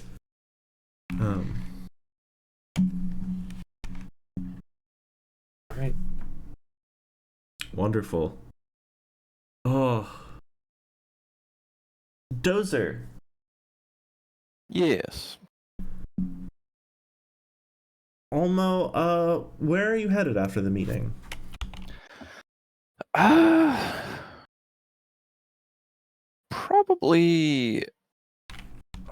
Probably directly home, honestly. Not going to be doing anything too serious at this point for like the rest of the evening. Just doing some like tinkering. I know we talked previously about setting up a body for Cass to walk around in. Oh my goodness. Yeah, like building a subaltern body for Cass to move around in. Yeah. I love this. That's If so we cute. be tinkering with that, and then also just like setting up some like bots to just get out there and start posting like quotes from Triana Cleave on random fucking forums. Just start spreading this. Wait, sorry. What are you spreading about? Just like quotes from Triana Cleave. Should back up and say Triana Cleave's like one of the sort of big like figures in the Sanjak movement, where like they were the writer who was putting out all those pamphlets. That's right. Thank you. And like we don't know who they are, but they claim to be a clone. Mm-hmm. And like somebody from the underground, but also more likely than not dead a few times over. Oh yeah.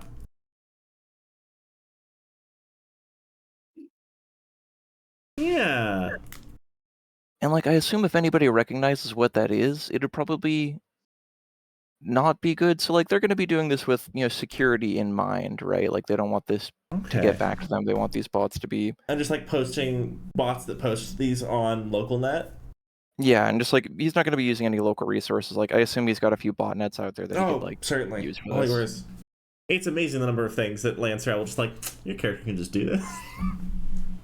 Other places that would be a lot of work. Lancer, I'm just like, yeah, that seems like a thing that your pilot definitely would do. Of course Olno has that. Of course that's what Olno has done. Yeah, definitely. Can I ask what your hope is for these bot posting? Mostly just exposing people to the writing of Triana Cleave, like exposing them to dissident writing. Oh yeah. Oh yeah. And like these are gonna be showing up in weird places, like you're fucking, I don't know, right? Like comment chain below like a cooking clip from like a Sunday morning like talk show, right? Like is this gonna suddenly start being flooded with like Triana Cleave shit? I'm gonna do this, and maybe perhaps we can end on sort of the watching more of those ideas expand, right? Do you watch some of the posts, some of the quotes from Triana Cleave that you've left? And someone's like, it's such a funny meme that this keeps happening. Let me put it on like an image macro as like a funny thing that someone would say in response after someone says something else, right? One of those memes where it's like, oh, it's just the repeated pattern is the joke. But the repeated pattern is a quote from Triana Cleave about how people deserve rights, right? Mm-hmm. I should have that quote, damn it. Oh well. No, it's all good. Find that later. It's all good. Not me digging through the things very quickly to try and find it.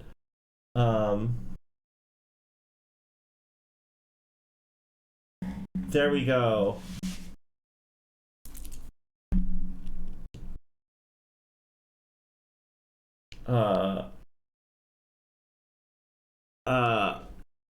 The for one of the pamphlets from Triana Cleave included the phrase, "We ungratefuls ask you above, are we not free people too?" And so,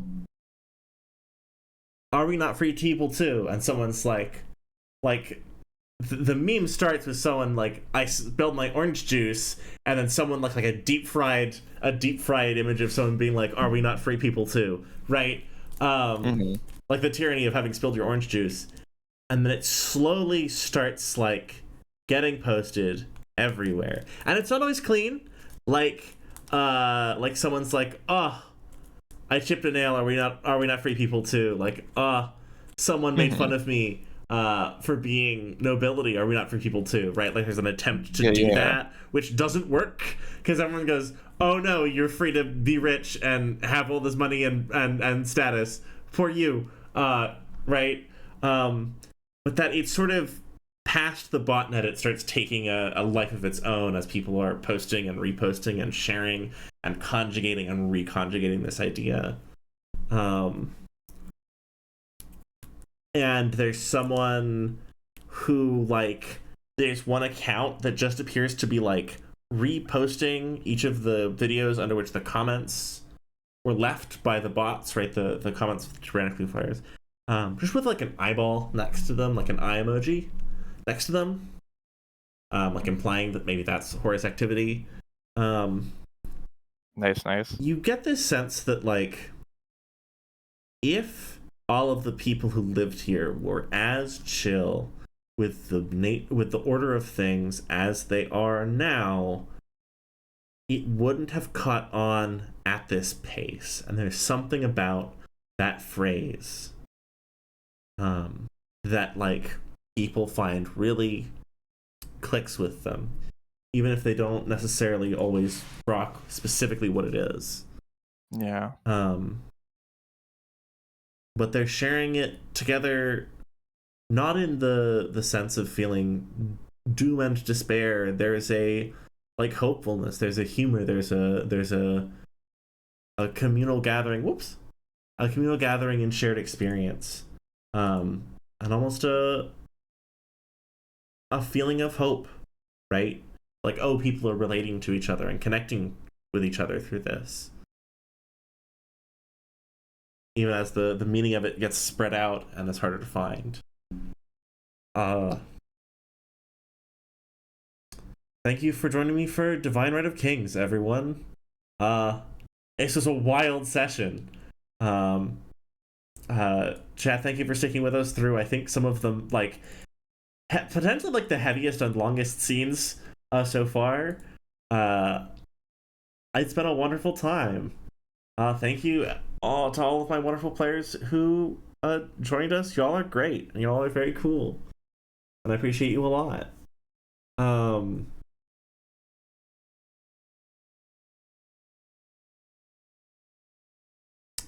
Goodness. Well. Oh, plugs. We have a Tickus McTalkus. I'm posting more delightful videos on the Tickus McTalkus. There's a link to it in the doobly-doo here on the Twitch, and probably, again, on the VOD channel, which is also linked in the doobly-doo. What else am I looking to do? We shall be back next week at 7 for more antics, and maybe even getting to find out what happens in a week when our friend arrives. I'm very excited. And also, maybe, maybe something chill. Maybe we get to blow off some steam. We'll see. Anything else, team? Anything else we need to plug and remember? No. We're good. Y'all are wonderful and good and delightful. Thanks for joining us. And we shall see you next week, everyone. Thank you so much.